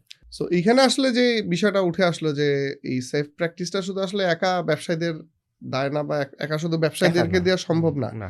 কারণ আমাদের কনজিউমার মাইন্ডসেট অধিকাংশ হুম, হুম, হুম। ভাইয়া খুবই প্রাইস সেনসিটিভ। হুম, বিশেষ হুম, করে হুম। এইসব এফএমসিজি প্রোডাক্ট। হুম। যে আমরা এই যে গরুর মাংস আমাদেরও সেইম ভাইয়া। আমরা গরুর মাংস বিক্রি বন্ধ করে দিছি অলমোস্ট। হুম, হুম, হুম। কারণ আমার তো কম্পিট করতে হয় বাজারের কসাইয়ের হুম, সাথে। হুম, সে হুম। ৳৭৫০ ৳৭০০ দিচ্ছে। আমার প্রাইস তো অনেক হাই। আমার তো হুম, হুম, ওই এফসিআর অনেক হাই। হুম। আমার অন্যান্যরা ১০ এক্সাক্টলি। কেজি খাওয়ায়া যে গ্রোথ পাচ্ছে, আমি ২০ কেজি খাওয়ায়া সেই গ্রোথ হুম, হুম, হুম, পাই না। অনেক স্লো গ্রোথ। হুম, সো এইটা তো আসলে দিয়ে পোষাবে না। কারণ এইটার প্রাইসটা হুম, খরচটা হুম, বেশি হুম, পড়বে। কিন্তু হুম। আমাদের কনজিউমাররা সবসময় price sensitive. So exactly. Ultimately এরকম প্রাইস ওয়ার চললে ব্যবসায়ীরা কিন্তু বাধ্য হবে। কিন্তু তাকে তো টিকে থাকতে হবে। ঠিক কৃষকরা এটাই। বাধ্য হবে হুম, যে হুম, হুম, এইসব ম্যাল প্র্যাকটিস এর হুম, কারণে। সো এই জায়গায় আমাদের একটা টেক অ্যাওয়ে হচ্ছে, যারা আমাদের দর্শক হুম, দেখছে, হুম, যারা কনজিউমার, আমরা হুম, সবাই তো কনজিউমার। সো আমাদেরও একটা দায় হচ্ছে যে এই যারা ভালো প্র্যাকটিস করছে হুম, তাদেরকে সাপোর্ট দেওয়া, বা অন্যদেরও আসলে উদ্বুদ্ধ হুম, করা যে ভাই তুমি আমাকে ৳১০ বেশি নাও হুম, হুম। কিন্তু ভালো জিনিস দাও। এবং হ্যাঁ? খুব ইম্পোর্টেন্ট একটা কথা বলছেন, এইটা কেন খুব জরুরি? আমি হুম। কিন্তু ভাই চিকেন আপনি মনে আছে আপনি নিজেও সেল হ্যাঁ, করছেন। একটা সময় ৳৪৫০ কেজি কিন্তু সেল করছি আমরা। হ্যাঁ, হ্যাঁ। এখন কিন্তু ভাই ৳৩৮০। রাইট। সো কেন ৳৭০ কমাইতে পারলাম? হুম, আমার প্রোডাকশন বেশি হইলে তো আমি ওভারহেড কস্টিং গুলা কমাইতে পারতেছি। হুম। সো কনজিউমার যত বেশি সচেতন হবে, তত যত বেশি এটার প্রাইস। পারচেজটা থাকবে তত কিন্তু প্রাইসটা আসলে কমে আসবে আরকি। ভাই এই ৩৮০ শুনলে তো গালি দিবে। এটা মানে after dressing after wait. Dressing obviously after dressing এবং হ্যাঁ, এটা লাইভ ওয়েটে আপনার ২৫০ রও নিচে চলে আসে আরকি ২৫০ র অলমোস্ট। নিচে। হুম, ট্রেডিশনালি মনে হয় এখন ১৭০ বা হুম, ৬০ এরকম এরকম চলে। থাকে মানে আরকি। ৳৭০-৮০ টাকার গ্যাপ একটা থাকে হুম, থাকে আপনার বিকজ অফ দিস রিজনস সবকিছু মিলায়া সব মিলায়া। কোম্পানিকে তো টিকে থাকতে হবে রাইট, নাকি? রাইট। ভাইয়া আমাদের আ এই ব্রয়লার নিয়ে আরো কয়েকটা মিথ আছে। জি। যেটা প্রথমত হচ্ছে যে এই যে ব্রয়লার সম্বন্ধে যে নেগেটিভ ধারণাগুলা তৈরি হয়েছে, এটার একটা অন্যতম কারণ কিন্তু দেখবেন যে ব্রয়লার আপনি ওর মুভমেন্ট নাই। হুম, ওকে আপনি যেখানে রাখবেন, ইভেন আপনার ঝিমাচ্ছে, দেশি মুরগি তো ঘুমাচ্ছে। এটা অনেক আমরা গ্রাম দেশে দেখেছি যে একটা দেশি মুরগি ধরার জন্য পুরো আ এলাকা হুম, এনগেজ হুম, হয়ে হুম, যায়। হুম, তাও হুম, দেশি মুরগি ধরা যায় না। হুম। কিন্তু একটা ব্রয়লার মুরগি আপনি যেখানেই রাখছেন, জায়গায় খায়, জায়গায় ঘুমায়, এরকম একটা অবস্থা। সো এইটা কেন হয়? এটা কি কোনো মেইনলি ২ টা রিজন। একটা হুম, হইলো যে ওর হ্যাবিট। 'কজ ও ওইভাবেই হ্যাবিচুয়েটেড একটা মানে সার্টেন স্পেস। আমরা তো মাত্র ১ স্কোয়ার ফিট দেই একটা মুরগির জন্য। সো ১ হুম, হুম, স্কোয়ার ফিট কতটুকু জায়গা চিন্তা করেন। হুম। সো ও ওভাবেই বড় হয়ে অভ্যস্ত। মানে ও বিশ্বাসই করে না যে যে এর বাইরে খোলা দুনিয়া জায়গায় যাওয়া আছে। যায়? হ্যাঁ, ও সো ওই আচ্ছা। বিলিফটা চলে গেছে বিহেভিয়ার। হুম, হুম, আমরা এটা কেন বলতেছি? আমরা রিসেন্টলি যেটা বললাম যে ফ্রি রেঞ্জ নিয়ে কাজ করতেছি আরকি। হুম। সো এই ফ্রি রেঞ্জ মুরগিগুলাকে ১ম দিন যখন বাইর করছি মানে ৩০ মিনিট লাগছে ওদেরকে শেড থেকে বাইর করে আপনার ইয়াতে নিয়ে আসতে আরকি খোলা জায়গায়। গ্রাউন্ডে। হ্যাঁ, বাট আফটার 5 ডেজ ওরা কিন্তু উইদিন মানে ফিউ সেকেন্ডস আপনার সবাই চলে আসছে। সো হুম, এই যে ওর বিহেভিয়ার চেঞ্জ, ওর হুম, হুম, সাইকোলজিক্যালি ও বুঝতেছে যে এইটা এইটা একটা মূল কারণ। হুম। আর ২য় ইস্যু হইলো যে ওর বয়সের কারণে ও ধরেন ৩০ দিন ওর যে ওজন, ওর হুম। পায়ের বা ওর হাড়ের তো একটা নেওয়ার ও ক্যাপাসিটি থাকে। ও আচ্ছা। ব্যথা করে। ও হুম, বেশি হুম, হুম। হাঁটতে মুভমেন্ট পারে না। করলে হচ্ছে যে ওর অস্বস্তি হয় আরকি। So right. মানে এই মানুষের রিজনে। ক্ষেত্রে তো দেখি আমরা বাল্কি হ্যাঁ, যারা হাঁটতে তারা কষ্ট হয় না হাঁটাহাঁটি বেশি, করতে পারে না, ওভার আপনার মুভমেন্ট যদি স্লো। পায়ের চাইতে ওজনটা বেশি হয়, হুম হুম। এইটা আর কি রিজন। সো এটা যে অসুস্থ বা একে খারাপ কিছু খাওয়ানো হয়েছে, এটা না, এটা সবসময় সঠিক না। সবসময় সঠিক না এক্সাক্টলি। অসুস্থ হুম, হইতে পারে। বাট হচ্ছে আচ্ছা, যে সব মানে বসে থাকা মানেই অসুস্থ, এটা ঠিক না। রাইট। ভাইয়া এইখানে তো আপনি যেটা আমাদের আলোচনায় আসলো যে এই ব্রয়লারটা তো সিলেক্টিভ ব্রিডিং করে ডেভেলপ করা। মানে বেস্ট ব্রিড গুলাকে নিয়েই তো এটাকে আসলে ডেভেলপ করা হুম, হয়েছে। তো সো সূত্র তো মত কি বলে? সূত্র মতে তো আসলে এইটার রোগ প্রতিরোধ ক্ষমতাও তো ভালো হওয়ার কথা বা হুম, এটা স্বাস্থ্যবান হবে। হুম, হুম, হ্যাঁ? ওকে এত অ্যান্টিবায়োটিক, এত ওষুধ কেন খাওয়াতে হচ্ছে? এটা ভালো কোয়েশ্চেন। অ্যাকচুয়ালি সিলেকশন উম করা হইছে, বাট সিলেকশন ক্রাইটেরিয়াটা কিন্তু ওর এটাই যে আপনার পারফরম্যান্সটা মেজার করা হচ্ছে ওর প্রোডাকশন ক্যাপাসিটি দিয়ে। যে ওর মিট কনভার্শনটা বেশি কতটুকু। হুম, ওই জিনটাকে প্রায়োরিটি দিয়ে কিন্তু আপনার সিলেকশনটা করা হইছে। হুম, হুম। রোগ প্রতিরোধ ক্ষমতা কার বেশি, এবং রোগ প্রতিরোধ ক্ষমতাটা এটাও একটা মানে আপেক্ষিক ব্যাপার। কারণ হইলো যে আপনি ধরেন শীতপ্রধান দেশের ব্রয়লার মানে হুম, চিকেনটা তো আমেরিকান। হুম, হুম। সো আমেরিকান এনভায়রনমেন্ট আর বাংলাদেশের এনভায়রনমেন্ট তো রাইট। সিমিলার না। হুম, সো ওর দেখা গেছে যে বাংলাদেশের এনভায়রনমেন্টে যত বেশি হচ্ছে এবং প্র্যাকটিসের ব্যাপার থাকে। হুম। কজ ব্রয়লারকে আপনি যত বেশি বাইরে থেকে অসুখটা প্রিভেন্ট করে দিতে পারবেন, ও কিন্তু তত ভালো থাকবে। রাইট। সো আমাদের যে ওপেন শেডের প্র্যাকটিস, এই হুম, প্র্যাকটিসটাও তো স্ট্যান্ডার্ড না। হুম, হুম, স্ট্যান্ডার্ড প্র্যাকটিস ছিল যে আমার ভেন্টিলেশন কন্ট্রোল থাকবে, আমার হচ্ছে যে অ্যা রোগ জীবাণুর এন্ট্রান্সটা আমার রেস্ট্রিক্টেড হবে। হুম, হুম। সো ওই এনভায়রনমেন্টটা ক্রিয়েট করে দিলে আবার দেখবেন ওর মর্টালিটি অনেক কম, ওর অসুখ-বিসুখ কম আচ্ছা, লাগবে। ওইটাই তো আমার প্র্যাকটিস। আমরাও সেফ ফুডে ওইটাই আচ্ছা। চেষ্টা করতেছি যে বায়োসিকিউরিটি কতটা ইমপ্রুভ করা যায়। হুম, যেন হুম। আমার রোগ আক্রান্ত না হয়। আক্রান্ত কম হইলে তো আমার ওষুধ দেওয়ার কমে যাচ্ছে আরকি। আপনার এখন ভাই মর্টালিটি রেট কেমন? আর ট্র্যাডিশনালি ইউজুয়ালি কত পারসেন্ট হয়? এইটা মানে ভ্যারি করে। হুম, হুম। শীত, গরম আচ্ছা, সিজন বিভিন্ন টু সিজন। সিজনের ইফেক্ট আছে। প্লাস ওই যে বললাম যে এখন কেমন এটা যদি বলেন, আমার 48% পর্যন্ত হইছে। বাট এটা তো এটা আনইউজুয়াল। এক্সট্রিম কেস, হ্যাঁ, খারাপ হ্যাঁ। কেস। ইউজুয়ালি 5% এর কাছাকাছি মোটামুটি আর সবসময় কমার্শিয়ালি যারা থাকে করে আরকি। আ তাদের কেমন থাকে? 2% এর নিচে। আচ্ছা। সো এখানে আপনার একটা বড় হুম। কস্টিং যাচ্ছে। কস্টিং যায়, হুম, হুম, মর্টালিটিতে যায় আমার লেবার কস্ট, ফিড ইনটেক, হুম। এফসিআর এটা। তারপরে আপনার হচ্ছে যে এবং পোস্ট হারভেস্ট যে আমার ম্যানেজমেন্ট, এইটাতে ম্যানেজমেন্ট। খুব ভালো একটা কস্টিং যায়। রাইট। সো এইটা যদি আরেকটু আমরা মানে এক্সাম্পল দেই, আমাদের গরুর ক্ষেত্রেও কিন্তু হুম, সেইম ভাই। আমাদের দেশি গরুগুলা আমরা দেখেছি যেকোনো পরিবেশে রাখলেও হুম, হুম, ফ্যান-ট্যান হুম, লাগে হুম, না। হুম, যেকোনো জায়গায় বসছে, হুম, খাচ্ছে, হুম, ফিটছে। হুম, কিন্তু যখন এই যে ফ্রিজিয়ান গুলা বা এই যে হুম, হলস্টাইন ফ্রিজিয়ান বা জার্সি, এদের কিন্তু স্পেশাল টেক কেয়ার লাগে। রাইট। হ্যাঁ, কারণ এটা তো শীতপ্রধান দেশের শীতপ্রধান একটা ব্রিড। দেশের ওদেরকে ব্রিড। ফ্যান দিতে হয়, ওদেরকে রেস্ট দিতে হয়, ভালো জায়গা দিতে হয়। হুম, হুম, হ্যাঁ? সো মুরগির ক্ষেত্রেও এইটা হুম, একটা বড় রিজন হুম, হুম, যে রোগ প্রতিরোধ ক্ষমতা আমাদের যদি ধরেন একটা আ আমেরিকান লোককে বাংলাদেশে এনে হুম। ওকে যদি আমরা অ্যাডপ্ট করতে বলি, বলি যে তোমার রোগ হ্যাঁ, প্রতিরোধ কেন খারাপ, তাইলে তো হলো না হবে আরকি। হবে না, রাইট। সো এটাই। প্লাস হচ্ছে ওকে একটা ভালো পরিবেশ দিতে পরিবেশ হয়। দিতে হবে। খাপ খাওয়াবে, একটা সময় লাগবে। হ্যাঁ। সময় গেলে এবং আমরা যদি প্র্যাকটিস শুরু করি যে ফ্রি রেঞ্জ ব্রয়লার চিকেন, হুম, হুম, সবাই যদি এটা শুরু করে, হুম, তাইলে দেখবেন আবার ব্রয়লারের সংজ্ঞা চেঞ্জ হয়ে গেছে একটা টাইমিং পর। রাইট। এটা হইতে পারে। সো এটা গেল ব্রয়লার ইটসেলফ নিয়ে অনেকগুলা মিথ আমরা জানলাম। সো এখন যদি ব্রয়লার বিজনেসের অনেকগুলা মিথ কিন্তু আছে যে হুম। এই সেক্টরটা কর্পোরেট গুলোর হাতে জিম্মি, ওরা ইচ্ছামতো ডিমের দাম নিচ্ছে, হুম, তারপরে ফিডের দাম নিচ্ছে এবং বাচ্চার দাম। আমাদের হ্যাঁ, আমাদের যারা ফার্মার রয়েছে, কৃষক এরা কাইন্ড অফ কন্ট্রাক্ট ফার্মারের রোল প্লে করছে। মানে লেবার দিন মজুরের মানে তাদের শ্রমটা শুধু কর্পোরেশন গুলো কিনে নিচ্ছে। সো এরকম অনেক আ কথা প্রচলিত আছে। সো এইগুলা আসলে ভাইয়া কতটুকু সত্য যে কর্পোরেশন গুলার এই ম্যাল প্র্যাকটিস এটা কি আসলেই করে বা মানে করলে কিরকম করে? অ্যাকচুয়ালি ভাই বেশিরভাগ মানুষ হুম, হুম। যেটা শুনতে চায়, তো ওইভাবে বলাটা আমার জন্য কঠিন। গালি গালি দিলে হ্যাঁ, খুব ভালো লাগবে মানে সবার। হ্যাঁ, ভালো লাগে। বাট কর্পোরেশনকে। অ্যাকচুয়ালি একটা বড় কোম্পানি তার হুম, যখন এখানে মানে হিউজ পরিমাণ ইনভেস্টমেন্ট থাকে, হুম, তার কিন্তু ডেফিনিটলি প্রাইস মানে সেনসিটিভিটি আমাদের ছোট উদ্যোক্তাদের চাইতে বেশি হবে, এটাই স্বাভাবিক, হুম, ন্যাচারাল। এখন কেন মানে বলতেছে এটা কজ একটা বড় কোম্পানিরই কিন্তু ভাই পিছন থেকে আছে মানে সবকিছু রিসোর্স গুলা। হুম, যেমন একটা আপনার পেডিগ্রি লাইনের কথা যদি চিন্তা করেন যে গ্র্যান্ড প্যারেন্ট স্টক, হুম তো এটা তো হাতে গোনা 1-2টা কোম্পানির আছে। হুম আমাদের তো আর নাই।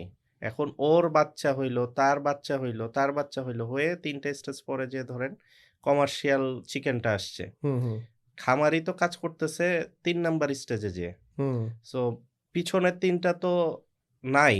হুম এখন আপনার একটা জিনিস নাই, ওইটার জন্য আপনি যারা আছে তারে গালি মানে এটা তো যৌক্তিক হইল না। হুম ঠিক হুম আছে? তো সেই তো কন্ট্রোল করবে। তারা আছে কন্ট্রোল করতেছে। এখন হুম আপনার যদি সামর্থ্য থাকে তাহলে আপনি আরেকটা বানান। আপনি মানে ওই যে না, তারা ব্রয়লার কি তার বাবা-মা প্রাইসটা আনইউজুয়াল রাখছে? যেমন আমরা মনে দেখি যে হয় না। 60 টাকা 65 টাকা না, একটা বাচ্চার এটা দাম। আমি কেন বললাম? না হুম ৬০-৬৫ টাকা তো আনইউজুয়াল। সবসময় হয় না। হুম সবসময় ইউজুয়ালি হয় কত না। 30-35? হ্যাঁ, মানে সবসময় এটা হয় না। তবে এটার একটা খরচ আছে। এখন ওই হুম যে বললাম যে বিজনেস তো তাদের প্ল্যানটা তো একদিনে থাকে না। হুম এটা তো আপনার অনেক বড় করে আপনি ডেফিনিটলি ভালো বুঝবেন। যে আমি তো হয়তো একটা বছরে কয়েক মাস হইতে পারে যে প্রাইসটা খুবই হুম হুম এক্সট্রিম। এটা এই কারণে এটারও হইতে আবার পারে কারণ থাকে, যেই সময় আপনার সিজন। প্রাইসটা খুব কম হুম ছিল, হুম ওই সময় তো সে লস করছে। হুম সো ইয়ার রাউন্ড ব্যালেন্সটা যেন ঠিক থাকে আরকি। হুম বাট আমার মনে হয় যে এখন যে মানে প্রাইসিংটা আছে, হ্যাঁ? যে ব্রয়লার মানে এইটাতে আসলে সারভাইভ করাটাই চ্যালেঞ্জ আরকি।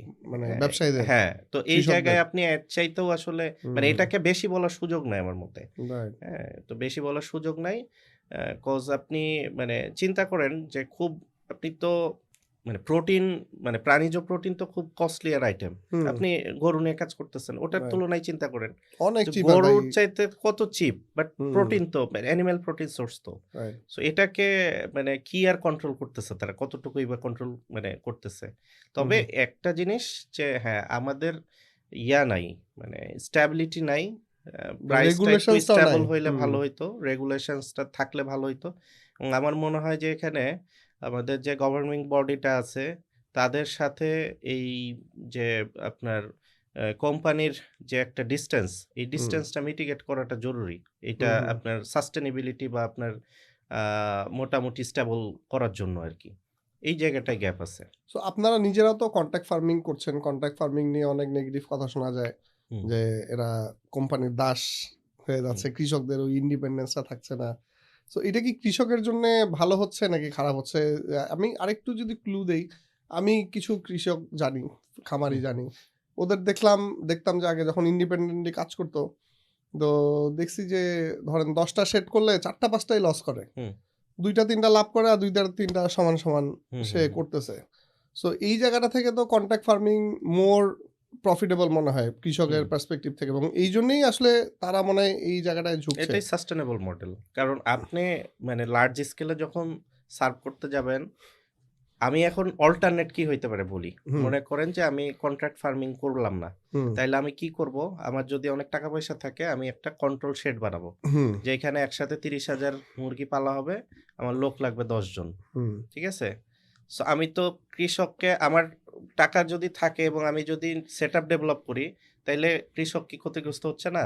হুম, তার তো ক্যাপাসিটি নাই। সে ফাইট করবে কিভাবে আমার সাথে? রাইট। সো এর চেয়ে বেটার হচ্ছে এর ওকে চেয়ে বেটার তো কন্ট্রাক্ট ফার্মিং। তুমি কাজ করো, তুমিও উপকৃত হইলা, কোম্পানিও বেনিফিটেড হলো। কোম্পানি তো তার সেলস এর একটা জায়গা ক্রিয়েট করে দিচ্ছে। ওই সেলস হুম, নিয়ে হুম, তো হুম, তার পেইন লাগতেছে না। সেলস এর জন্য তো তোকে কোনো খরচ করতে হচ্ছে না। হুম, বা টেনশনটাও নাই যে টেনশন দাম নাই যে পড়লো কিনা, হ্যাঁ, দাম পড়ে গেল কিনা বা বাড়লো কিনা। হ্যাঁ, মানে হুম, লেস রিস্কি আরকি মডেলটা। রাইট। সো এটা আসলে এটাও অনেকগুলা মিথ আমরা এখানে হুম, ডিবাঙ্ক করলাম। এখন ভাই আমরা খুব ইন্টারেস্টিং একটা পার্টে যাব এবং খুব গুরুত্বপূর্ণ। মানে আমার খুব জানার জি। ইচ্ছা যে একসময় আমরা সমন্বিত খামার নিয়ে অনেক হুম, কথাবার্তা হুম, শুনতাম, বা এখনো এটা নিয়ে গভর্নমেন্ট লেভেল থেকে অনেক কাজ করা হচ্ছে। ভার্টিক্যাল ফার্মিং যেটা আমরা বলছি, হুম, যে একই মানে যেহেতু আমাদের জমির পরিমাণ কমছে কম। এবং মানুষের সংখ্যা বাড়ছে, সো একই জমি থেকে আসলে বেশি পরিমাণ আউটপুট হুম, হুম, আনা। সো এইজন্য ভার্টিক্যালি হুম, একতলা ২ তলা একই জমিতে ২-৩টা ফসল একসাথে করা, যেটা একসময় ছিল হুম, না। হুম, হুম, প্লাস ধরেন যে পুকুরে মাছ হচ্ছে, ওই পুকুরের উপরে মুরগির শেড করা। সো এই ফার্মিংটা কিন্তু একসময় গভর্নমেন্ট থেকে খুব, বা বিভিন্ন কোম্পানিগুলো থেকে খুব ইন্সপায়ার করা হয়েছিল, ট্রেনিং দেওয়া। এখন আবার আমরা একটা রিভার্স গল্প শুনছি যে ব্রয়লারের যে বর্জ্য আছে, যেটা হুম, মলমূত্র, এটা মাছের জন্য ক্ষতিকর বা মাছের জন্য ক্ষতিকর মানে তো আসলে পানি দূষিত আলটিমেটলি করতেছে আর কি। মানুষের জন্য ক্ষতিকর, এবং এটা এখন একটা রিভার্স ইঞ্জিনিয়ারিং করা হচ্ছে এবং অনুৎসাহিত করা হচ্ছে যে এটা নিয়ে আসলে এটা আসলে কতটুকু সত্য ভাইয়া? আপনি তো এই ২ টা ইন্ডাস্ট্রিতেই আছেন। আপনি পোল্ট্রি সেক্টরে আছেন এবং রিসেন্টলি আপনারা মাছ শুরু করেছেন, পাঙ্গাস মাছ, হুইচ ইজ ভেরি ইন্টারেস্টিং। এটা আমরা পরের অংশটাতে আসছি। তার আগে যদি ভার্টিক্যাল ফার্মিং বা সমন্বিত যে ফার্মিং এর এই যে মিথটা ভাইয়া, এইটা নিয়ে যদি কিছু বলেন। ইন্টিগ্রেটেড ফার্মিং নিয়ে যেটা বলছেন এটা মিথ বলবো না, এটা ট্রু, অনেকাংশে ট্রু। বাট মানে জিনিস হইলো যে মাথা ব্যথা হইলে মাথা কেটে ফেলা যাবে না।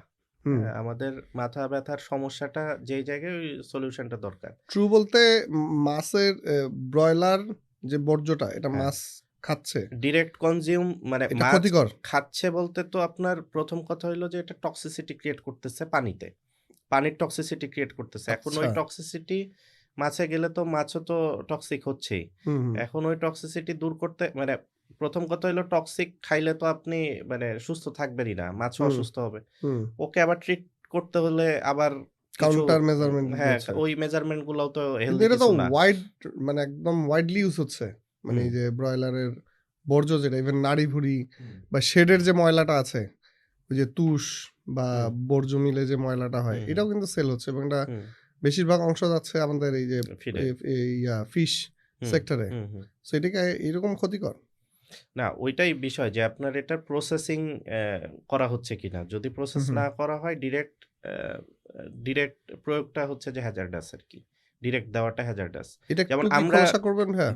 হ্যাঁ, এটা একটু যদি খোলাসা করেন। হ্যাঁ, আমরা একটা বলি আমাদের মানে একটা আছে আর কি। আমরা বায়োগ্যাস না দিয়ে আমরা চিন্তা করছিলাম যে এটাকে ফিডে কনভার্ট করা যায় কিনা আপনার ডিরেক্ট। এখানে যে পরিমাণ বর্জ্যটা, হ্যাঁ, কিন্তু যে পরিমাণ অ্যামোনিয়ার প্রোডাকশন হয় ওখানে এবং পানিটাকে যেভাবে ময়লা করে ওই পানিতে কোনো মাছ বাঁচে না। কিছু মাছ সারভাইভ করতে পারতো, তার মধ্যে যেমন ছিল যে আফ্রিকান মাগুর, পাঙ্গাসেরও কিছু কিছু রেয়ার, মানে এমন না যে মাছ হচ্ছে যে খুব আরামে খেয়ে বাঁচতেছে এরকম না, কারণ প্রোডাকশন তো প্রতিনিয়ত হচ্ছে ওখানে। সো ওর তো একটা লিমিট আছে খাওয়ার, ওর কতটুকু স্কোয়ার ফিটে কত বেশি আপনার নিতে পারবে আর কি, ঠিক আছে না? কিন্তু ওইটাতে মাছ হয় না। আর যেটা আপনি বললেন যে নিয়ে আবার দিচ্ছে, ডিরেক্ট দিলে তো আসলে ওই জিনিসটা তো আপনি সলভ করলেন না। ওটার যে ইস্যুটা আছে ওইটাকে আসলে প্রসেসিং এর মাধ্যমে ওইটাকে যদি প্রোটিনটাকে ফিডে কনভার্ট করা যায়, মানে ফিডেও তো আপনার প্রোটিন লাগতেছে আর কি। হ্যাঁ, মানে বর্জ্যে যে প্রোটিনটা থাকে ওই প্রোটিনটাকে মানে বর্জ্য অথবা মানে এটা তো বায়োলজিক্যাল প্রোডাক্ট সবগুলো, আমরা বাই প্রোডাক্ট বলি শব্দটাকে আর কি। সো বাই প্রোডাক্টের প্রোটিন পার্টগুলো আপনি ইউজ করতে পারেন। ওইটাকে যেমন কমনলি ইউজ হয় আপনার এই ফেদার মিল ইউজ হয়, তারপরে হচ্ছে ব্লাড মিল ইউজ হয়, তারপরে আপনার হচ্ছে যে এই যে মিড বোন মিল, এই জিনিসটা তো এখান থেকে আসার কথা ছিল। হ্যাঁ, যে আপনার সুস্থ মুরগির কিছু আপনি প্রসেস করে আপনি ফিডে দিচ্ছেন, এইটা হইলে দ্যাটস সমস্যা নাই, এটা তো প্রসেস হওয়ার পরে নিউট্রিশনালি এটা ওকে আর কি। কিন্তু আপনি যদি ডিরেক্ট দেন তাইলে মুরগির অসুখ বিসুখটাও তো আসলে ট্রান্সমিট হয়ে যাচ্ছে আপনার ফিশের মধ্যে। সো এটা হচ্ছে ক্ষতিকর। এটা ক্ষতিকর। সো আপনি একটা বললেন যে একটু আগে যে বায়োগ্যাসের মাধ্যমে আপনি কি এটা বায়োগ্যাস এখন মানে প্ল্যান করে আমরা আসলে বায়োগ্যাস প্ল্যান্টের দিকেই যাচ্ছি আর কি, কজ এইটার ম্যানেজমেন্টটা যদি আপনি মানে রিসোর্সটা, এটা তো আমরা রিসোর্স হিসেবে দেখি, ওয়েস্ট প্রোডাক্ট হোক আর যাই হোক, এটার তো একটা এনার্জি আছে। সো এনার্জিটাকে যদি ইউটিলাইজ করতে চান তাহলে বায়োগ্যাস একটা ভালো অপশন আর কি। বায়োগ্যাসে কনভার্ট করে ওইটার যে স্লারি যেটা থাকছে ওয়েস্টেজ যেটা ওইটা মাছের জন্য সেফ পারে আর কি। না, আমি বায়োগ্যাস আমরা এখনো করি নাই, আমরা ওইটা টেস্ট রেজাল্ট জানি না, বাট আমরা প্রসেস করি আর কি ওইটাকে। এখন কিভাবে প্রসেস করেন, মানে এখন কি খাওয়ান? না, এটাকে প্রসেস করে তারপরে খাওয়াই। প্রসেসিং এর ভাই বেশ কিছু স্টেপ আছে আর কি। ওইটা আমাদের নিউট্রিশনের শিশির স্যার আমাদেরকে হেল্প করেন আর কি, ওনার গাইডলাইন অনুযায়ী আমরা ওইটা প্রসেস করে তারপরে ফিশকে প্রোটিনটা বলা যায়, মানে কি কি এটা একটু এলাবোরেট করতে সময় লাগবে আর কি। হ্যাঁ, একটু মানে এটা খুব ইজি প্রসেস হলো হিট দেওয়া। এটা ছাড়াও আরো বেশ কিছু প্রসেস আছে, মিক্সিং এর ব্যাপার আছে। সানড্রাই না, হিট করতে হয়। আচ্ছা, পুরো বর্জ্যটাকে বয়েল করতে হয়। বর্জ্য না, আপনার প্রোটিন পার্ট যেগুলা, বাই হুম, প্রোডাক্ট যেগুলা, ওই এগুলা। যে আবার মেথড আছে, সব একরকম না। যেমন আপনি ফেদারটাকে একভাবে প্রসেস করতে হবে, আপনার হুম, হুম, ব্লাডটাকে আরেকভাবে প্রসেস করতে হয়, আপনার হচ্ছে যে হুম। যেগুলা ভিসেরাগুলা আরেকভাবে প্রসেস করতে নাড়ি-ভুড়ি হয়। যেটা। নাড়িভুড়ি, হ্যাঁ। হুম, এই মানে একেকটার একেক রকম প্রসেসিং আছে। তার আচ্ছা। মধ্যে কোনোটা এয়ার ড্রাই থাকে, সান ড্রাই থাকে হুম, আরকি। হুম, কোনোটা থাকে আপনার এই যে হিট, হুম। কোনোটা আবার হচ্ছে যে আপনার ক্লটিং হয়ে যায়, যেমন ব্লাডটা আপনার ক্লটিং ক্লটিং করতে হয়। হয়ে যায় আরকি। ক্লটিং হওয়ার পরে জমা ওটাকে করে আবার, তারপরে হ্যাঁ, ওইটাকে ইয়া করতে হয়, ওটাকে ড্রাই করে ম্যাশ হুম, করতে হয়। মানে বেশ কিছু প্রসেস আছে আরকি। আচ্ছা। সো এখন তো আমরা ওই ইন্টারেস্টিং পার্টটাতে যাব। তার আগে আরেকটু যদি ক্লিয়ার হই, আপনারা এখন যে পাঙ্গাসটা করছেন, হুম, হুম। পাঙ্গাস চাষে যুক্ত হয়েছেন, এটাকে কি এই মিলগুলা খাওয়াচ্ছেন? মানে প্রসেস করার পর নিরাপদ যে মিলটা হচ্ছে? আমরা, হ্যাঁ, এখানে আসলে মানে সবকিছু মিশাই একটা খাবার বানাইতে হয় আরকি। আচ্ছা। হ্যাঁ, যে শুধু যে প্রোটিন পার্ট দিয়ে তো আর আমার মানে একটা হুম, ফিড হুম, হয় না। হুম। সো ফিডের প্রোটিন যেমন থাকে, এরকম কার্বোহাইড্রেটের পার্ট গুলাও এড করতে হয়। তো সবগুলা জিনিস আমরা আলাদা, আলাদা করে আগে নিয়ে ওটা গ্রাইন্ড করে পরে হচ্ছে যে মিক্স করে আপনার পাঙ্গাসকে, ফিশকে খাওয়াইতে হয় আরকি। ফিশকে এবং খাওয়াচ্ছেন। ফিশ আপনার এখন না যে গুঁড়া এরকম করে ছিটায় দিলে খাচ্ছে, তাও না। ওইটাকে আবার পিলেটিং ফর্মে, দানা, ফিডের দানা, ফর্ম, দানা, দানা হ্যাঁ, ফিডের মতো নিয়ে করে। তারপরে হুম, হুম। খাওয়াইতে হয় আরকি। রাইট। সো এইখানে এখন যদি আসি ভাইয়া, খুব ইন্টারেস্টিং একটা গল্প। যে একটা সময় আসলে পাঙ্গাস খুব এলিট একটা মাছ ছিল। হুম। আমাদের উত্তরবঙ্গে একটা এরকম একটা গল্প ছিল যে নতুন জামাই শ্বশুর বাড়িতে আসছে বেড়াইতে। এখন পাঙ্গাস খাওয়ার একটা খুব শখ ছিল তার। হুম, ইউজুয়ালি খাওয়ায়, নতুন হুম, জামাই আসলে খাওয়াইতো। তো এখন পাঙ্গাস ঐদিন শ্বশুর মনে হয় বাজারে পায় নাই বা নিয়ে হুম, আসে নাই। এখন জামাই রাতের বেলা ঘুমাচ্ছে আর নাক ডাকছে আর বলছে যে, "পাঙ্গাস, পাঙ্গাস।" তো হুম, পাশ থেকে শ্বশুর আ ও আবার বলছে, "কাল খাইস, কাল খাইস।" হুম, হুম, হুম, সো এইরকম একটা এলিট ব্যাপার ছিল পাঙ্গাস। এখনো আছে। আপনি যদি নদীর পাঙ্গাস, আসলে এটা তো আনপ্যারালাল হুম, জিনিস। হুম, হুম। বাট এখন এটার পাঙ্গাসটা এত দ্রুত বর্ধনশীল এবং এত জায়গায় চাষ হচ্ছে, এভেইলেবল হয়ে গেছে। প্লাস টেস্টেও কিন্তু অনেক ডিটারিয়েট করেছে। হ্যাঁ, গন্ধ আসে মাছটা থেকে। সো আপনারা এই যে এখন পাঙ্গাস চাষ করছেন এবং এটার খুবই ভালো ফিডব্যাক হুম, হুম। পাচ্ছেন। এটার রেজাল্ট খুব ভালো পাচ্ছেন। সো এইটার গল্পটা যদি একটু বলেন ভাই, কেন আপনারা পাঙ্গাসে আসলেন? আর এটা তো একটু লো ভ্যালু প্রোডাক্ট। স্টিল ধরেন অনেক কম দামে কিন্তু পাঙ্গাস বিক্রি হয়। আপনি যদি ট্র্যাডিশনাল হুম, মার্কেটটা আমরা হুম, হুম। চিন্তা করি। সো এইটা কি আপনি কিভাবে এটা থেকে পাং হাই ভ্যালু প্রোডাক্টে কনভার্ট করতে পারছেন? আমরা মানে আমাদের কোম্পানি থেকে R&D সবসময় ওই টাইপের প্রোডাক্ট গুলা নিয়েই করি, যেগুলার প্রাইসটা রিজনেবলি আ মানে convenient hmm, for hmm, general people, and আপনার আ ওই প্রোডাক্টের মধ্যে যে ইস্যুস গুলা থাকে সেগুলা সমাধান করা, অ্যান্ড ওটার মানে ফার্দার হচ্ছে যে নিউট্রিটিভ ভ্যালুটা এড করা যায় কিনা। হুম, এই টাইপের কনসেপ্ট থেকে আমরা যেকোনো প্রোডাক্ট নিয়ে কাজ করি। হুম। তো পাঙ্গাসের সবচেয়ে ভালো দিক হইলো যে এটার ওই যে মানে FCR ভালো আরকি। এটা খুব দ্রুত বাড়ে। হ্যাঁ, দ্রুত অল্প খাবার বাড়ে দিয়ে এবং বেশি বাড়ে। কনভার্ট করতে পারে ভালো। হুম, হুম, এবং এটার ওই যে সমস্যা তো আপনি বলছেন অলরেডি, যে গন্ধ সমস্যা। সো হুম, গন্ধ বেসিক্যালি হয় এটার, আপনি যখন ওই কুইক এটাকে মানে এ তো ন্যাচারালি দ্রুত বাড়ে। হুম। বাট এটাকে আরো যখন আরো ফাস্টার কুইকার করা হয়। করতে যান, ওটাকে তখন অ্যাডিশনালি গ্রোথ প্রমোটার দিচ্ছেন। হুম। গ্রোথ প্রমোটার দিলেই আপনার এই যে মাসল ডিপোজিশন এর নেচার চেঞ্জ হয়ে যায়। এই জায়গায় আপনার ও, হচ্ছে যে একটা অড গন্ধ ফ্লেভার আসে। ডেভেলপ করে। সেকেন্ডলি হচ্ছে যে পানির ইস্যুস থাকে আরকি। হুম, পানিটা হুম। যদি দূষিত হয়, বাজে জায়গার পানি হয়, তাইলে ওই পানি থেকে আসতে পারে। বাজে কি? সবচেয়ে যে বাজে জায়গাগুলো এটাই তো শোনা যায় যে এখানে পাঙ্গাস আর মাগুর হ্যাঁ, হ্যাঁ। চাষ তো করা হয় যে ওইটাই মূলত মানে ওই রিজন গুলার হুম, কারণে হচ্ছে। সো আমি ওইটা তো ইজি আমার জন্য এভয়েড করা। হুম, হুম, আমি জাস্ট তাকে কোনো গ্রোথ প্রমোটার দিচ্ছি না। তাকে হচ্ছে যে আমি ওই দিচ্ছি, একটু মানে ওয়াটারটা একটু ভালো দিচ্ছি আরকি। হুম, হুম। সো ওর গন্ধটা থাকতেছে না। ওর গন্ধ যখন থাকতেছে না, তো এটার সাথে নদীর পাঙ্গাসের কি ডিফারেন্স? কিন্তু আপনার আ প্রাইস বেড়ে যাচ্ছে না? আপনার না, এফসিআর তো খুব বেশি বাড়ে না। বাড়ে, বাট হুম, হুম, নদীর পাঙ্গাস তো আমরা ধরেন ৳১,০০০-১,২০০ হুম, সেল হুম। করতেছি। বাট এই পাঙ্গাস তো আমার ৳৩৫০ সেল হচ্ছে। কিন্তু বাজারেরটা তো ৳১৫০ বাজারে, হ্যাঁ, বাজারে খুব কমে পাওয়া যায়। ৳১২০ ও পাওয়া যায়। ওটা অবশ্য আপনি ওই লাইভ ট্রেডিশন, বলতেছেন, হ্যাঁ, লাইফটা বলছি। ও আপনি কি ফ্রোজেন? ড্রেসিং এর পরে বলতেছি আরকি। হুম, ড্রেসিং এ মোটামুটি আপনার 30% রিডিউস হয় আরকি। আচ্ছা, আচ্ছা। সো ওইটা কনসিডার করলে বাজারে হয়তোবা আপনার ২৫০ থেকে ৩০০ র মধ্যে রেটটা পড়ে। হুম, আমাদের এটা ৩৫০ ৫০ থেকে ৭০-৮০ টাকার একটা ডিফারেন্স থাকে আরকি। আচ্ছা, এবার টেস্টটা কেমন পাচ্ছেন আপনার রেজাল্ট এবং টেস্ট আলহামদুলিল্লাহ মানে রিপিট পারচেজ খুবই বেশি। তাই? হ্যাঁ, আমাদের সবচেয়ে মানে পাঙ্গাসের টেস্ট, ফ্লেভার এটা নিয়ে কোনো কমপ্লেন নাই। হুম, একটা মাত্র কমপ্লেন যেটা পাই সেটা দাম বেশি। যেকোনো আমাদের না, দাম বেশি নিয়েও কমপ্লেন নাই। হ্যাঁ, বিকজ উনি তো বললাম যে আমার নদীর পাঙ্গাসের কাস্টমার তো আমার এই পাঙ্গাস খাচ্ছে। রাইট। ঠিক আছে? তার জন্য তো এটা প্রাইস বেনিফিট হচ্ছে। হুম, বাট হুম, সমস্যা এটাই যে এটা আমাদের কোল্ড চেইন মেইনটেইনটা, কারণ মাছ তো খুবই সেনসিটিভ আপনার একটু মানে এদিক ওদিক হলে গন্ধ হয়ে চলে আসে। পচে যায় আরকি। তো হুম, ওই জায়গাটাতে একটু চ্যালেঞ্জ ফেস করতেছিলাম শুরুর দিকে। তো ওটা আমরা ওভারকাম করার চেষ্টা করছি। এখন আলহামদুলিল্লাহ ওই কমপ্লেইনটা অনেক কম। হুম, আরেকটা বড় সমস্যা আছে আপনাকে বলি। পাঙ্গাসের মাথা অনেক বড় সাইজে। হুম, এই মাথা বড় হওয়ার কারণে আপনার কাস্টমারের কিছু ডিস্স্যাটিসফ্যাকশন থাকে যে আমার মা পিস এত ছোট, ও! মানে অল্প কয়েকটা হুম, পিস হুম, কেন? হুম, এখন এইটা একটু ইস্যুস। বাট যারা আসলে রেগুলার খান পাঙ্গাস উনাদের জন্য এটা মানে কনভেনিয়েন্টই আরকি বলবো। হুম। কমপ্লেইন খুব পাঙ্গাস একটা তো নাই। খুব দুর্দান্ত একটা মাছ। হুম, মানে হ্যাঁ, বিশেষ করে ধরেন বাচ্চা, ছেলে, বুড়ো সবাই কোনো সবার জন্য। কাঁটা নেই।